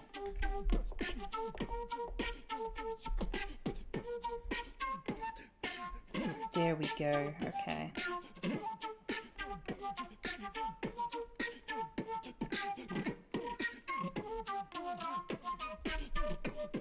This notorious Australian hacker KevP trying to hack into KevP's account. Yeah. Wait, where is it? Oh, it should be in front, shouldn't it?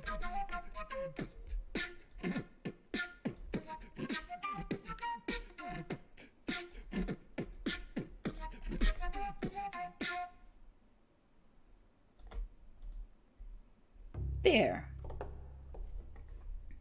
Are you going to post a finished comic on Discord? I mean, I guess I could do that. It's a little embarrassing, don't you think? Okay, so let's admire our finished piece. Oh, we were going to thicken the lines, weren't we? Thicken my lines.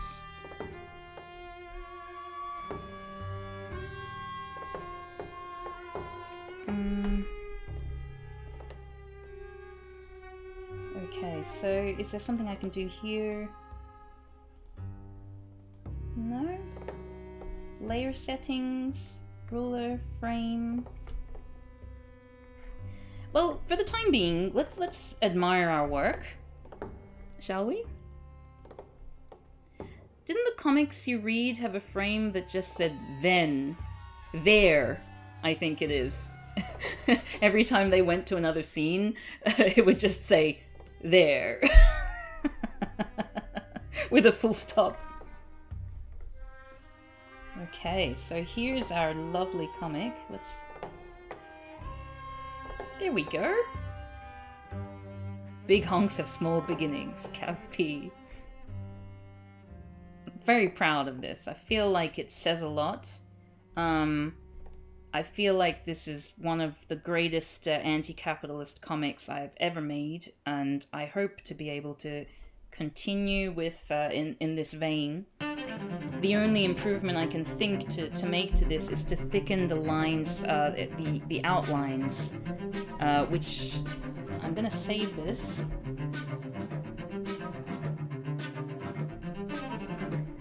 This feels like a daily newspaper comic where the gimmick is every word is honk and it's been inexplicably going since 1997. Basically like Garfield. Okay, so let me just see if there's anything more to this tutorial, because I think I figured it all out by myself. Oh, you can make balloon tails!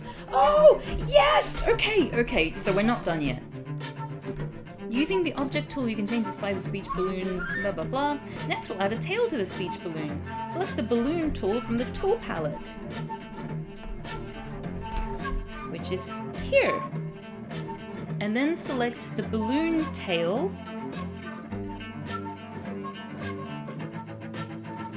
Oh my goodness! Oh my goodness, you can draw your own balloons! Oh my god! This is an incredible website. I gotta tell you, like, it made my shitty pictures look kinda cool. Like, this looks like a comic that a 14-year-old would make, if they were really good at art. Sorry, I give too much credit. 10-year-olds. I'm really impressed. Okay. Clicking on the inside of the speech balloon, then dragging and dropping outward towards the character will attach a tail to the speech balloon in that direction. Add speech balloons to the other frames. Okay, let's... Oh my god! So how do we... If I want to make it long... Oh, okay. I want a spleen.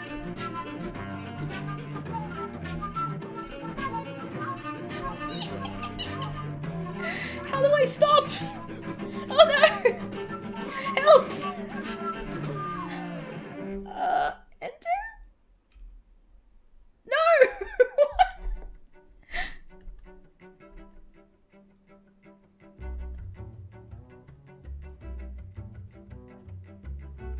No! Escape? No?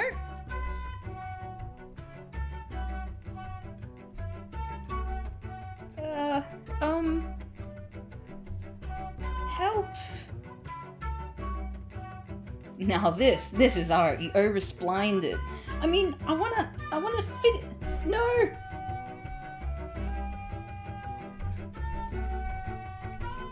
I wanna make it go coming from the mouth.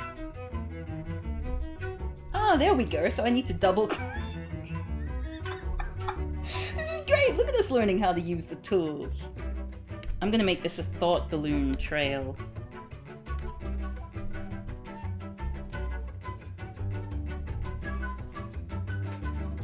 No, I don't like that. I want it to be more organic.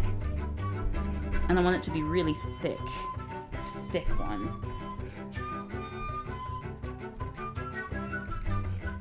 Oh, no!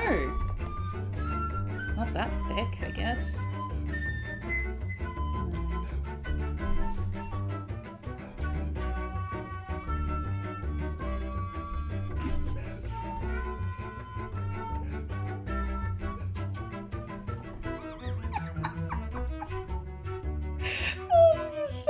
right! Too spline, too furious. It's got thought bubbles coming from its eyeballs. This comic's amazing! Okay, speech balloons have now been added to all the lines. With this, the manga is finished. Next, I'll explain how to export and print your comic. I mean, I'm not quite ready for that yet, because I did want to thicken those outlines. Still, save your work. It just assumes you've not saved this whole time. Okay, click save. Save to... Wait, I did save it. Wait, let me save it again in case... Save, yeah, I saved it. Assuming I haven't saved. Oh, okay, I need to save as, don't I? No. Export your work. Okay, export single layer. Export single layer. Let's just do a JPEG because it's not that great. Honk Apocalypse now.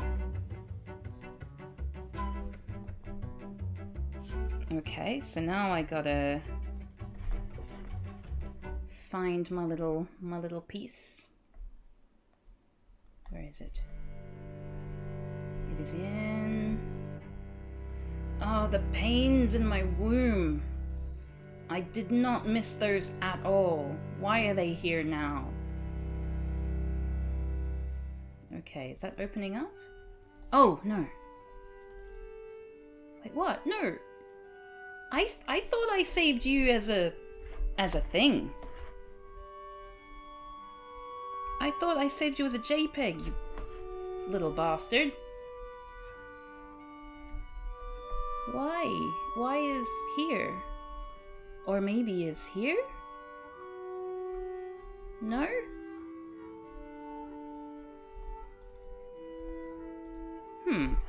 Let me try saving as again. Well, now I can't access anything. So perhaps I have destroyed my computer. Which, I mean, honestly wouldn't really surprise me. It didn't want to save. Okay, well let's try Control-Alting deleting. And in the meantime, this album is annoying me now. Well, at least it's a slow song. Let's do Interlude Slidey. That sounds more fun. And I'll Control-Alt-Delete. Clip Manager.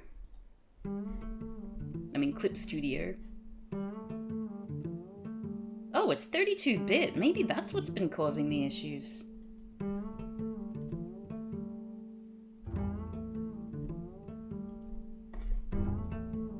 Okay, let's open it up again.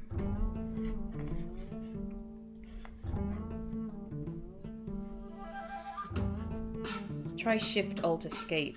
Oh, I've never thought about doing that. Shift-Alt-Escape. What does that do? Intriguing. Okay, so let's open up this thing. Okay, open.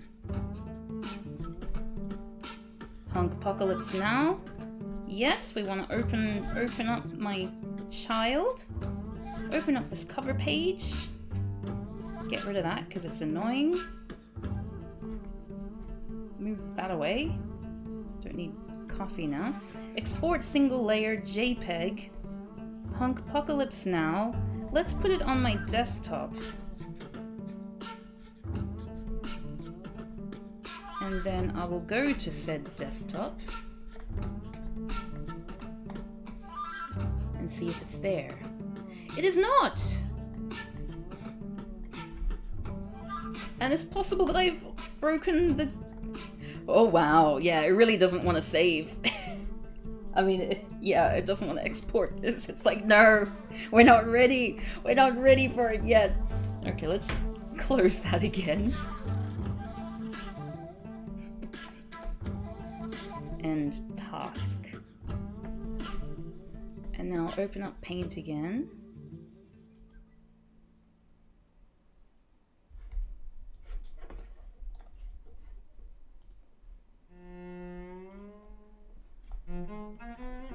Open up Honk Apocalypse now, and we'll just admire it from in here. I think we can do that. cover page. Why does it reset everything the way that it was before? Oh, we're repeating. We've played this song before. It's time for a new album. Unknown album? Oh, these are intriguing. Oh, it's probably production music. Most of the tracks are like less than a minute, so they're like stings or something. And there's a whole bunch of Donkey Kong stuff. Banana Bunch, Barrel Blast, Bonus Token, Clapper. What's clear?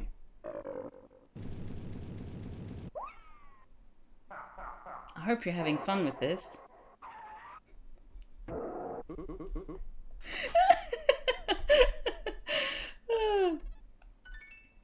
I hope none of this gets, like, copyrighted. Yeah, you're liking this? Okay, let's just leave that. Let's just leave this amazing soundtrack the way it is then. It feels like, you know, some kind of like postmodern art thing. Oh, this isn't Donkey Kong. I like it though, it's very 70s. Night of the Lepus theme, that's why. 1970 movie, 1974, I think. Okay, so this is our comic. We have an angry Honk, we have thoughts of Honk and brooding range, we have exacerbated honking on a jumping castle, and we have our final panel, which introduces a mystery character. And maybe in the next comic we'll find out more about this character, or maybe we'll never see this character again. The good thing about these kind of comics is that everything's a mystery. Every cliffhanger, every punchline, you never know. Like, I mean, one moment you've got one character here, and then the next time he's on a plane to like apartheid South Africa, which we've seen before, and it was terrible. But is that the horror film with the giant adorable rabbit monsters? Yes, it is. And they used like real stock footage of rabbits in Australia being like slaughtered. If you can get past that, it's an interesting premise for a film and quite fun. But yeah, the stock footage I could definitely do without. I really like this this speech bubble. I feel like it conveys, you know, the twists and turns of the thought process of the goose as she considers her options. You look forward to seeing the continuations of the wild, feathery journey. Well, seeing as we're here, I want to show you some of the other features that I've noticed. Like, I'm going to go through these kind of things in future tutorials. And when I say future tutorials, they're not tutorials that I am going to be teaching you, because I don't know anything about this, but we're going to go through these tutorials together. But for the time being, I want to show you all this stuff that I've noticed, just like looking through. There's like a bunch of different, make this bigger. Like you can put in trees. Like they just give you a whole bunch of basically like clip art. Wait. Oi. Oi, let me. There we go. Yay! And this is still like a monochrome comic, so it's going to automatically like change everything to black and white, which is really cool. Blackboard, Japanese history. Oh dear. For all you weebs out there who want to specifically set your manga in Japan. So you've got these sort of clip art things. Some of them are better than others. Like that one, I don't see when you use it outside of like a picture someone else has drawn in the comic. But there are photos that you can use as references. I mean, like, that's not particularly unique to this program. Oh, more Donkey Kong we've got here. You can turn a lot of these into brushes. But another thing you can do is you can actually get, like, a person and put the person in there, and then you can pose them.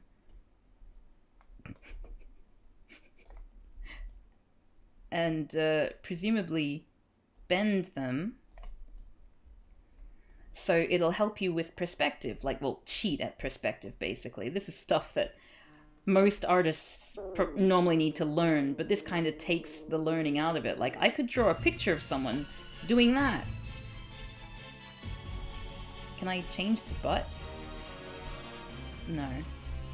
Not gonna let me change... Okay. No, can't really do much with the butt. It's a little useless there, but... What is this? This is cool. So... Look at that! So all these weird angles... Oh, and you've got shadow and everything! These angles that you wouldn't really... You know, you'd probably have to study, like, anatomy stuff for ages. One thing that's a little bit disappointing is that you cannot change the proportions of the people. So if I wanted to make, like, you know, a bigger guy, that's when I, you know, like, it doesn't teach you how to draw, like, larger bodies, which, you know, you would draw in a different way because there are things like, you know, like different folds in different places, and different weight balances, different stances. That would be quite, you know, like, very useful. At least give people the incentive to sort of like draw different body proportions rather than just everyone being like, this is basically Bishonen. Whoa, what's happened to that? His spine, he's just got like a bone sticking out of his belly there. Yeah, different weight distributions on the goose step, yes. Anyway, I wonder what the difference is between that one and this one. So this one's male, what about this one? Oh, okay, it's like an older version of the same thing.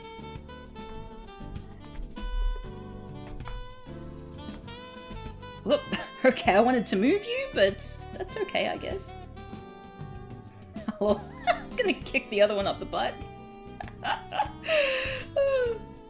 Can you keep it from bending in impossible ways? I'm not sure. Why would I ever want to find out? And it has a bunch of default poses as well. Like, apparently this is how, like, I'm gonna delete these characters.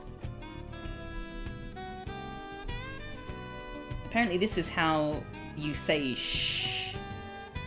I know that when I say shh, I bend at the knee, like buckle my knees together and stick my butt out.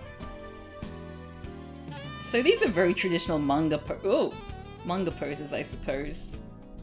Seized by collar. Happens to me all the time. I know some of the new Marvel comics use CGI for their comics. Personally, I like the drawings. It's more detailed. Oh, interesting. Dig in. Take notes. Straight left. Erase blackboard. Hands on shoulders. Mop. Mermaid. Facepalm. Lay down. Kicking legs. Standing. Side recline splint. I hope they don't have, like, not safe for work ones, like, ready-made. It's like, well, we know what people are going to be doing with these models. Run with toes inside left front. There you go. Clasp the knee. Uppercut. Thinking. There are so many of these preset ones. Crawling in my skin. Slapped. Clumsy fall. Shriek. Oh, this one will be good. Put that one out there. Oh, tiny. Teeny tiny. Let's make you bigger. Oh, no, I put you far away, didn't I? How do I make you... Okay. What am I... What? Ah! Oh, no, that didn't work. You get the idea. Hold stick. Well, well. Recline, raise a hand, clasp the knee. 1. Okay. Oh. I just remembered. Renegade Cut did a video on why comedy ages poorly and how jokes get stale after the fact because they get overused. I think that might explain why adult human people paid money for the early Jim Carrey movies. The joke of Jim Carrey doing his thing wasn't played out by then. I think also, we weren't as worldly. I think that human populations kind of get, as a whole, more worldly as generations go on and we record extra knowledge. Like, I mean, in 20 years' time, I mean, I think now we're at a point where the transphobia in Ace Ventura: Pet Detective is like, you know, most decent people will not see where the humor is because it will just be kind of beyond them because they can't understand why that's funny. But in 20 years' time, I would imagine it would be a much larger population. You'd wonder, why is that even a point of humor? It doesn't really make sense. I mean, there's always going to be, you know, racists and sexists and people like that, but I feel like there's a sort of herd societal paradigm shift that puts you in a position where it's not funny. It's not that it's necessarily offensive. I mean, like, you know, of course it's offensive, but it doesn't make you like, oh, this is disgusting. It's more just like, I don't get it. You know what I mean? Hey, why did you all laugh at the word honk for 2 years in the late 2010s? I mean, I've been laughing at that word for a lot longer than any of you youngsters. Kneeling. Let's see, anything good here? Cute running. Oh. Rub forehead. Walk with a notebook. This is gonna be really good for my shoujo manga parody. Flip hair back. I know when I flip my hair back, I tend to like arch my back and lean forward. Droop. This sounds like Bastion. Cove Battle, Siren. Oh, it's Darkest Dungeon. That's why. How long have I been laughing at it? Since I was a kid. It's my dad's nickname. Because he, I never really understood why for the longest time. Oh, and there are different, like, hand gestures that you can sort of, like, get out and, like, draw over. Whoa! I wanted hands, not feet. Okay, I need to figure out how to use this a little bit better, but, you know, you get the basic idea. I didn't really understand why my dad was called Honky when I was growing up. But it's because he married a non-white woman. So like in our family, and you know he had 2 kids who were also technically non-white. So he's like the token white person in the family. So his brother calls him Honky.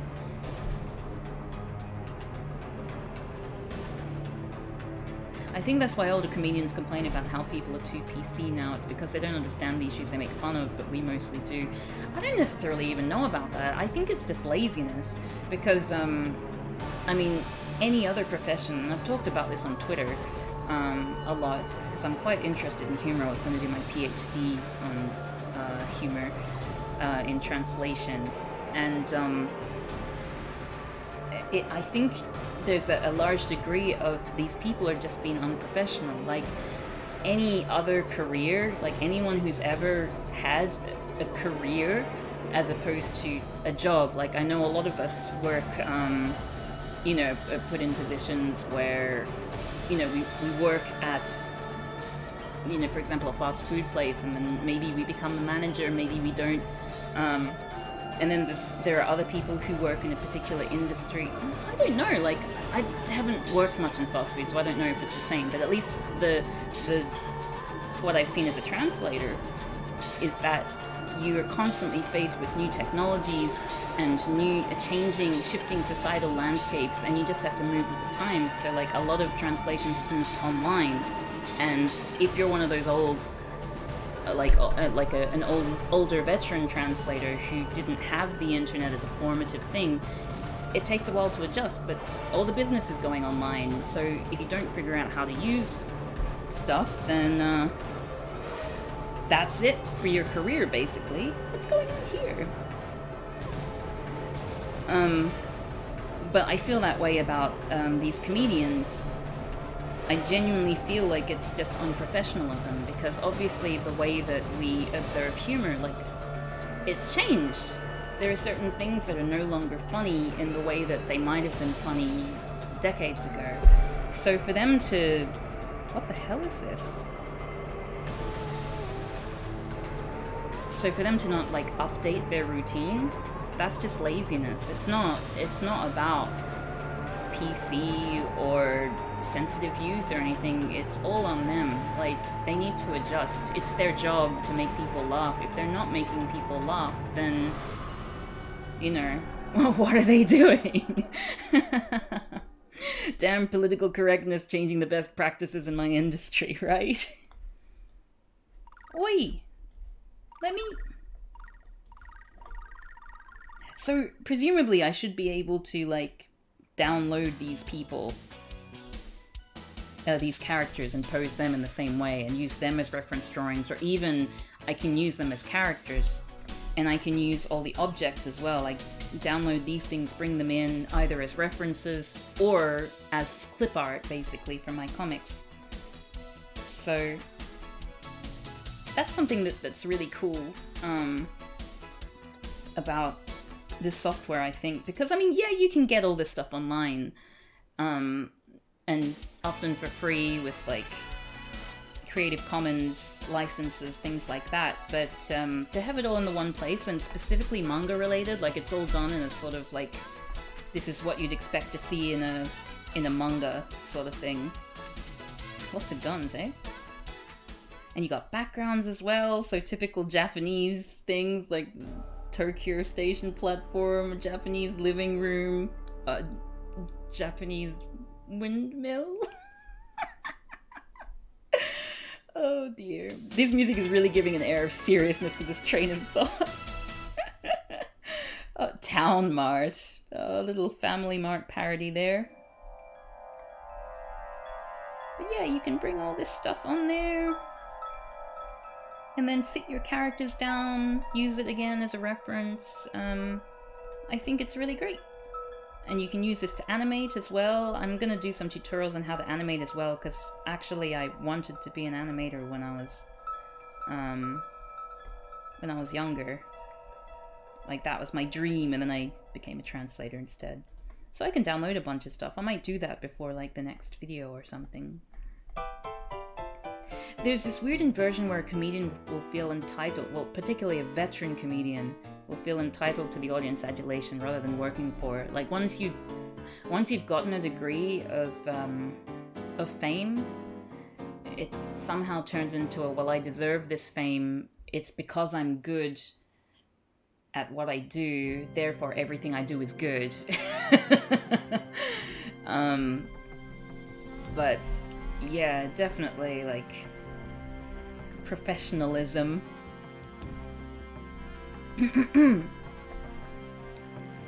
So, I think I've shown off basically everything here in this software, and I'm very happy with this comic that we've got here. I'm really looking forward to, like, I'll figure out how to make these lines thicker at some other time, and then once I figure it out, I'll show you on stream, and that'll be exciting. When I did that dumb foil sticker animation, I learned that animating sucks. Animating's fun. I really like it. I did this sort of hand-drawn animation on lined paper a while ago for this stick figure comic I used to do called MVOC, and which should be available online on my website, but with like 200 issues, like episodes. But I think there might be some plugin that's broken. But yeah, I did like a 10-second animation, which is on my Patreon page. And I did all that by hand and like scanned it in, and it took me forever, but it was fun. I liked it. Well, we've been here for 2 hours and a half, and it has been great. I don't know what the song is at the moment. We've got, track 39. Mysterious. You did a bit of Lego stop motion too. That was very tedious. Yeah, stop motion is quite difficult, but it's my favorite. What is this? What's happening to my stream? What's this music? Shall we just do like a regular picture on here? Why don't I just try doing a picture to finish off the stream today? I'm gonna attempt to do that character. that I'm going to be drawing. Let's use the darker pencil. Oh, whoops. All those drawing figures are still on here. Let me get rid of those. I'll use another tutorial and learn how to draw with them. I think that'll be fun.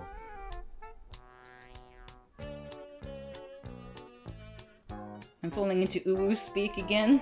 I have no memory of doing that, and it was just seconds ago. I don't like how it resets all my things.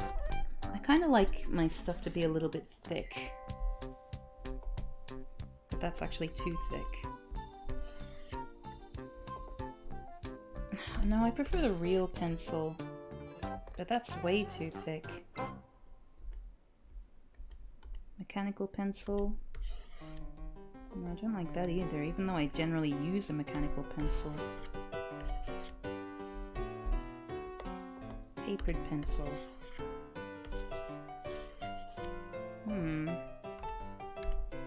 Quite like the real pencil. You know what? Because we're finishing off the stream, I'm just gonna use Rebelle.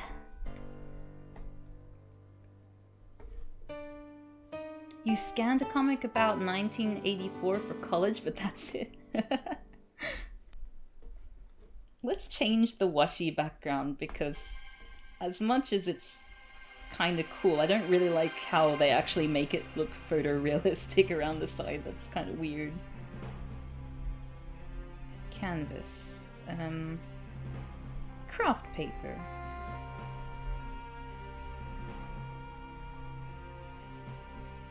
Yeah. Let's see what happens there. Okay, that's alright, yeah. I can do that. Am I using a mouse or drawing tablet? Drawing tablet today. Oh. Wait. Why aren't you drawing? What is happening? Why are all my software... Why is all my software dying? Let's discard all those changes. Oh, okay, now it's working. Alright. By the way, Cav, I just did a pixelation animation short for one of my applications? Oh my goodness, I can't wait to see that! Please. Okay. What are we gonna draw today? To finish off this stream? Oh, you drew and scanned a comic about 1984. Okay, that would have been depressing.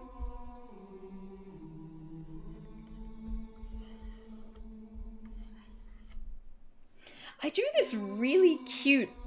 Sorry, I'll be back in a sec. I'll show you something.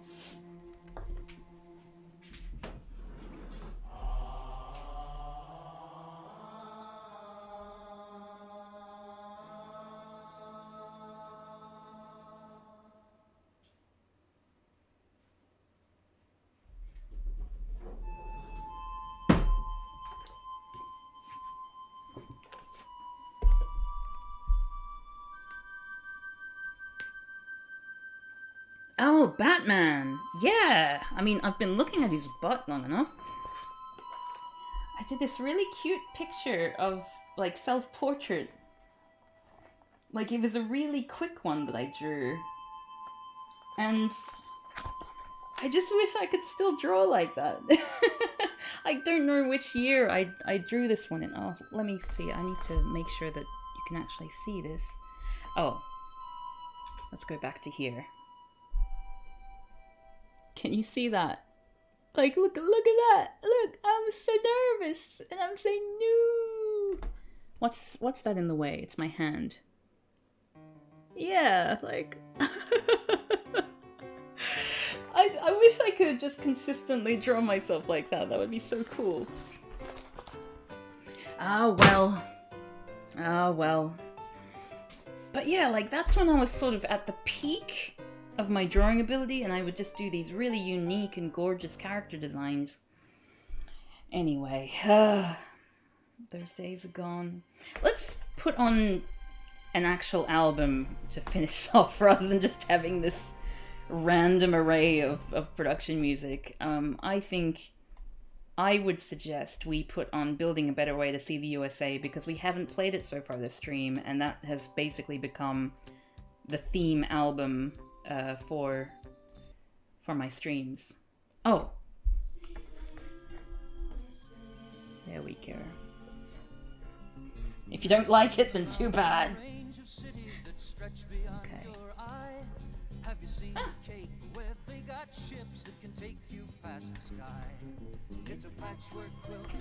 I love how much everyone likes it. I like it too. I'm so glad. Okay. So Batman, eh?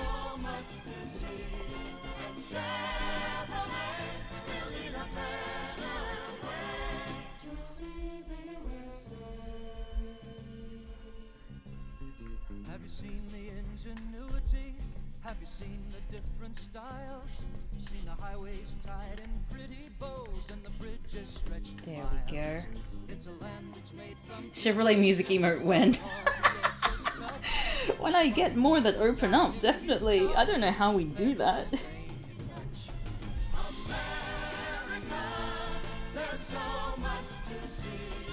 By the end of this pandemic, if we haven't all, you know, made a savings fund to buy our own Chevrolet, then I'll be really surprised. It's a land of roads well traveled, people traveling every day.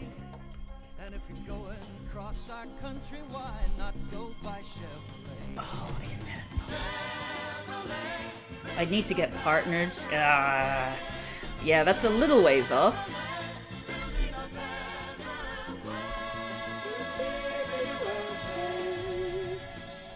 How can I put in a reference image? Okay. There we go. Can I zoom this image? Ah, yes, I can. Oh, that's amazing. Let's bring that reference image onto here.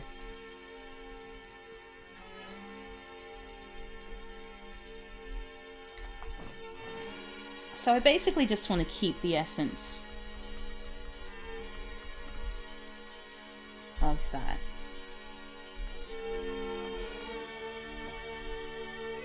I can still unlock one more emote just by getting more subscribers. Yeah, at the moment we have 33 subscribers, which is great, and I'm hoping to do a subscriber, like a proper subscriber drive at some point.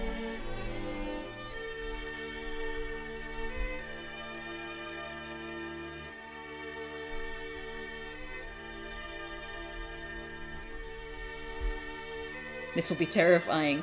What does it take to get partnered? You need to have a proven average. It used to be a lot easier. You just had to have a regular following. Now it needs to be regular following of 75 viewers per stream. And at the moment I sort of average like between 20 to 30, unless I'm streaming with Sean, in which case it goes up to like 60, 70. Well, 50 to 60, let's be fair.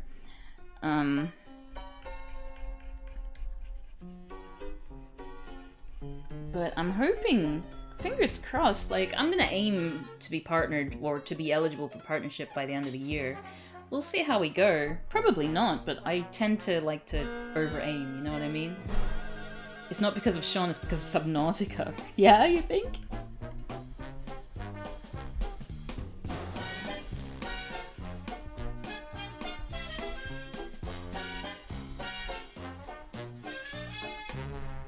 Let's get those gums.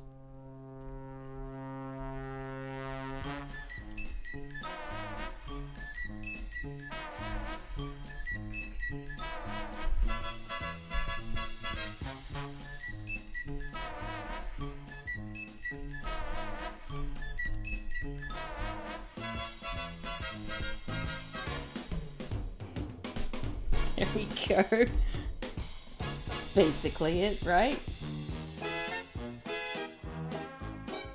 Once you come back to the UK, I think you'll get back to higher views again. I think the change in time for US European audiences makes it a bit difficult for some. Yeah, definitely.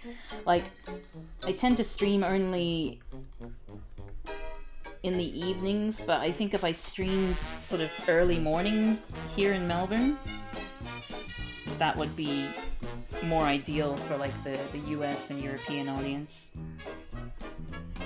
Got those high cheekbones.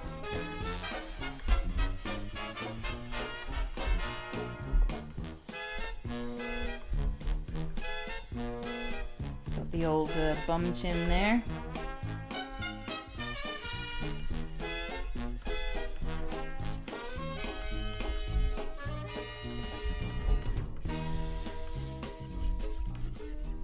This is basically Batman, right? Like, tends to look like this.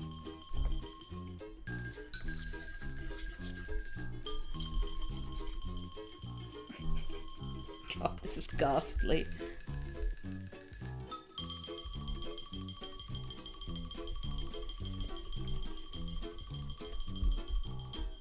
This is amazing. I'm glad you like it, Diana. Maybe this will be an emote at some point, Batman.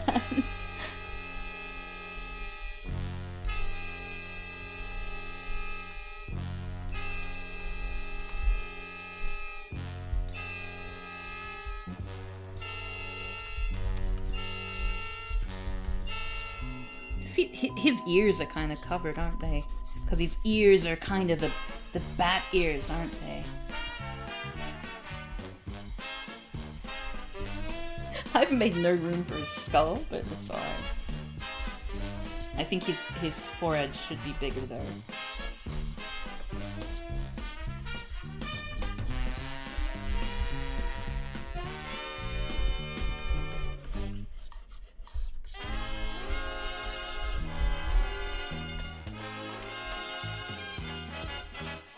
This feels like a totally different caliber than the other one. Is that rude to say? No, not at all.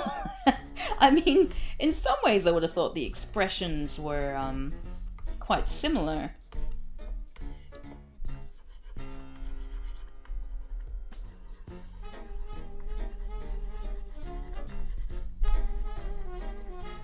There, let's make a little bit more uniformity there.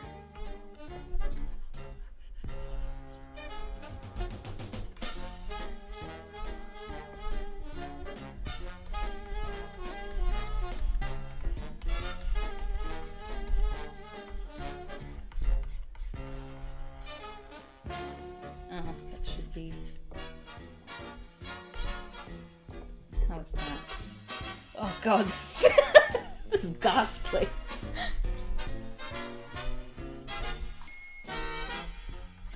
Yeah, I feel like this could be adapted to be an emote, and probably will.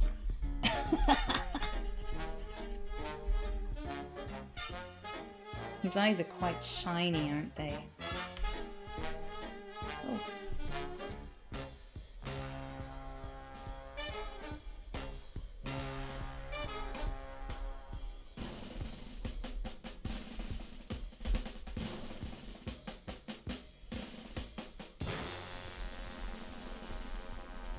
There we go.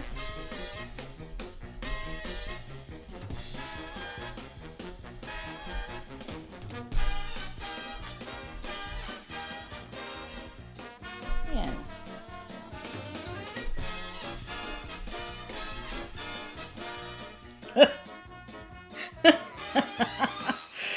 Oh goodness.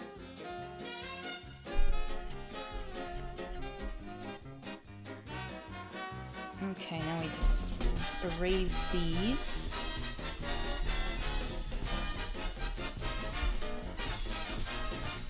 Yeah, definitely I think this is the kind of thing that could be adapted into an emote of some sort.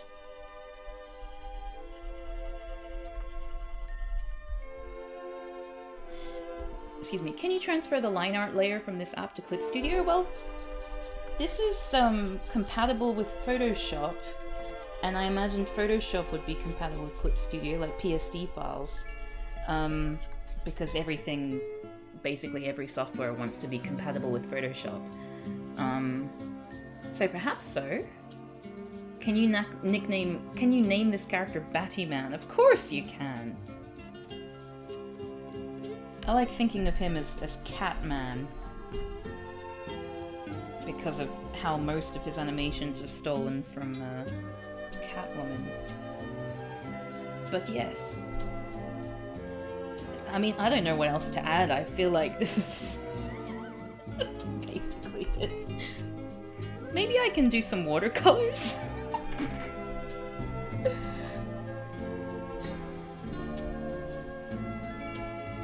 Make it look nice and... I don't know how to do watercolors, by the way. Like, Diana would probably be able to look at this and say, no, this is completely the wrong technique. What the hell are you doing? And I'm just like, oh, let's fill in all the colors. It'll look nice. So this program, Rebelle, is... It's probably just Rebelle, but like it's written like it's French. Rebelle, it is. It's made to be like... focused on doing watercolors, so it's specialized in watercolor painting. So the tools are meant to simulate actual watercolors, which I don't know how to use. So I'm just gonna color it in as if it's not watercolor and hope that it all looks okay.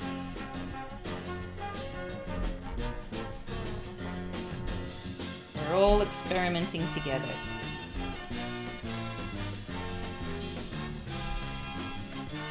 It doesn't look as bad as I was kind of thinking it would for me sort of not using watercolor the way that it should be used.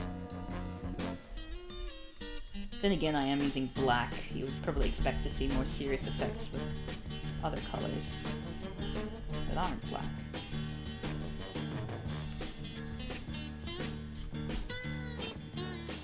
So we've got this masterpiece of art. And even though it's watercolor, I can like still erase it. Which helps me.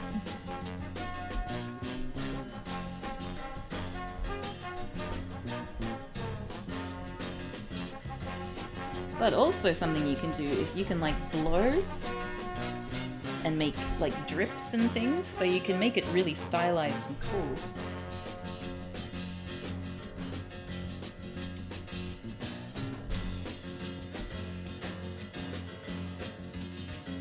This is Rebelle, as I said. I mentioned it to you at some point, Diana. It was released in a Humble Bundle recently for artists.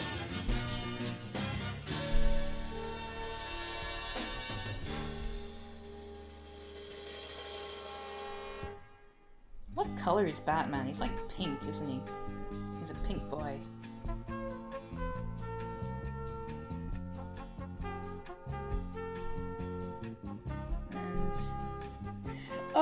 Oh, he's got such rosy cheeks. Oh, goodness. Oh, look at that. Oh, my. Oh, my. Surely there's a way that I can wash that out. Like, that's way too pink. That's horrible. I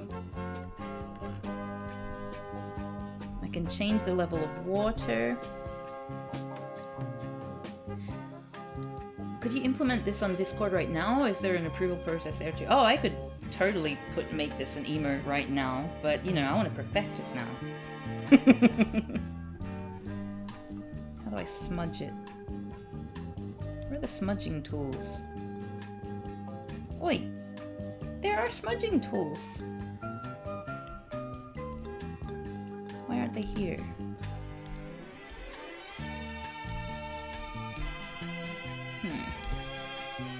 Well, I'm gonna get rid of that layer because that was creepy.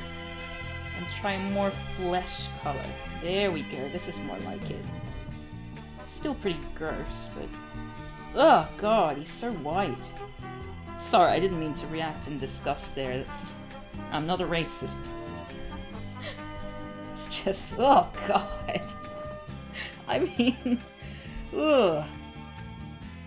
Oh my... What? No. Eraser. There we go.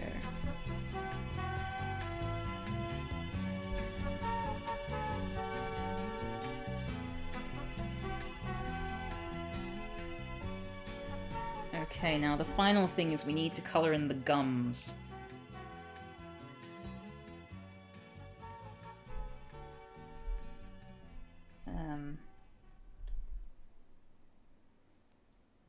Yeah, the program's really good. I've been enjoying it a lot. Like, it's just a small program.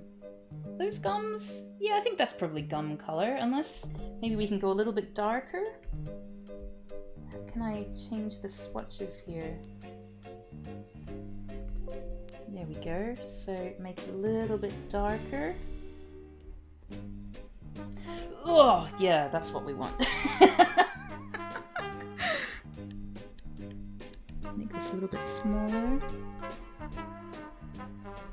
Just color that whole area. And then erase it. Because this tool lets me do that. And you could definitely do like watercolor shading and things if you knew how to do that. I don't. I want to learn. In fact, I might do some tutorials for this too. Or just experiment. I really want to just try everything, basically. So when you're participating in my drawing streams, we're on a big journey together. And I hope it's as fun and productive for you as it is for me.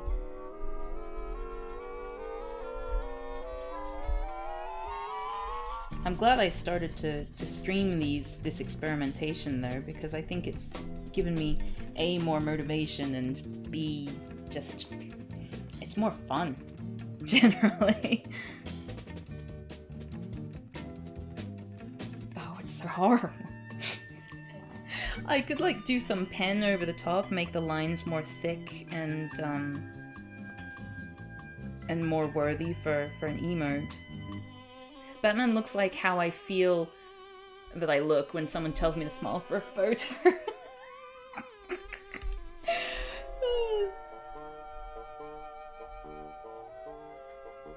It's a nice red lips. Does that work? Yeah, the fact that it spreads and the color kind of disappears. There should be a smudge tool here somewhere.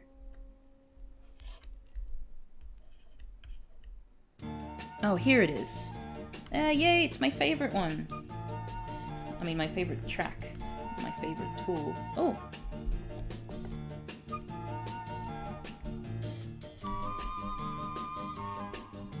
I could put this here and then size to be small.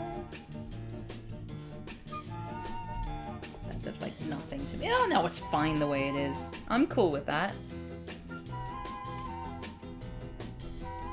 Okay, let's save that as Catman. No, Battyman, someone suggested.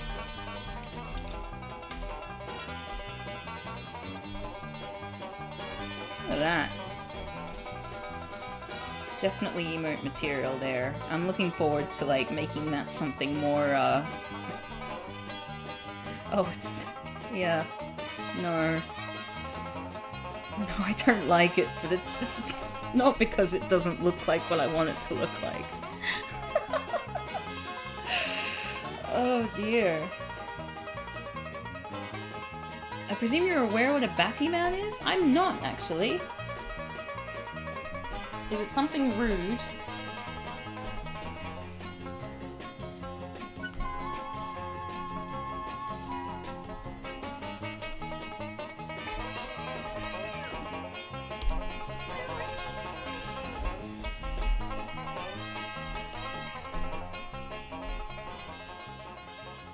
Oh, Battyman is Jamaican slang for homosexual. Okay, well, I don't want to call it that. It makes it sound like I'm, let's just call it Catman, like originally desired.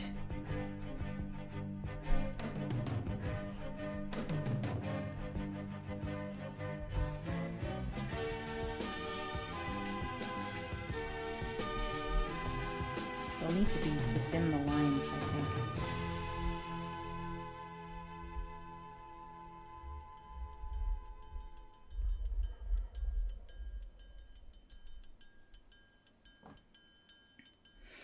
And I really like thick lines, so I'm gonna experiment, I think, with this a little.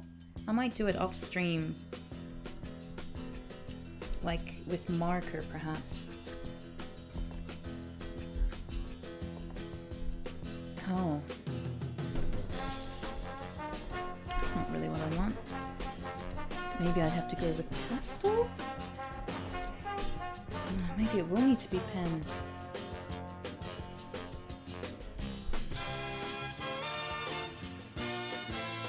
I didn't know that. I'm sorry for suggesting it. It's okay. I had no idea either. Now we know. Now we know.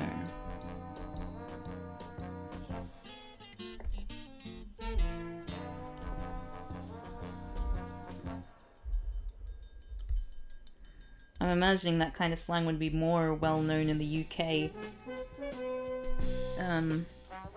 Given the connection with Jamaica.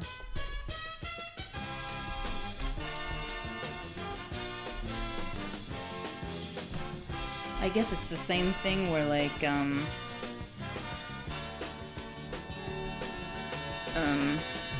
in England, in Australia, the term Oriental used to describe someone of Asian descent is not okay. But in the UK, I mean, I guess it's still falling out of use, but it's still, you know, we've still got a university called the something of Oriental and African Studies, SOAS, the college in London.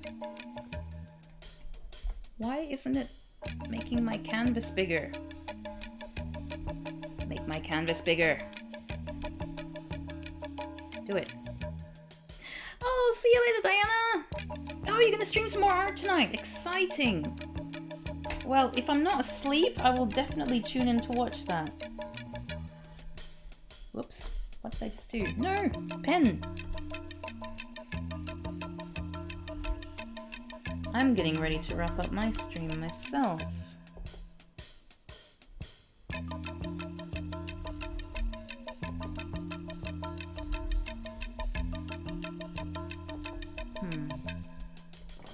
Yeah, I think I'll do some more work on this line work before, but look at that.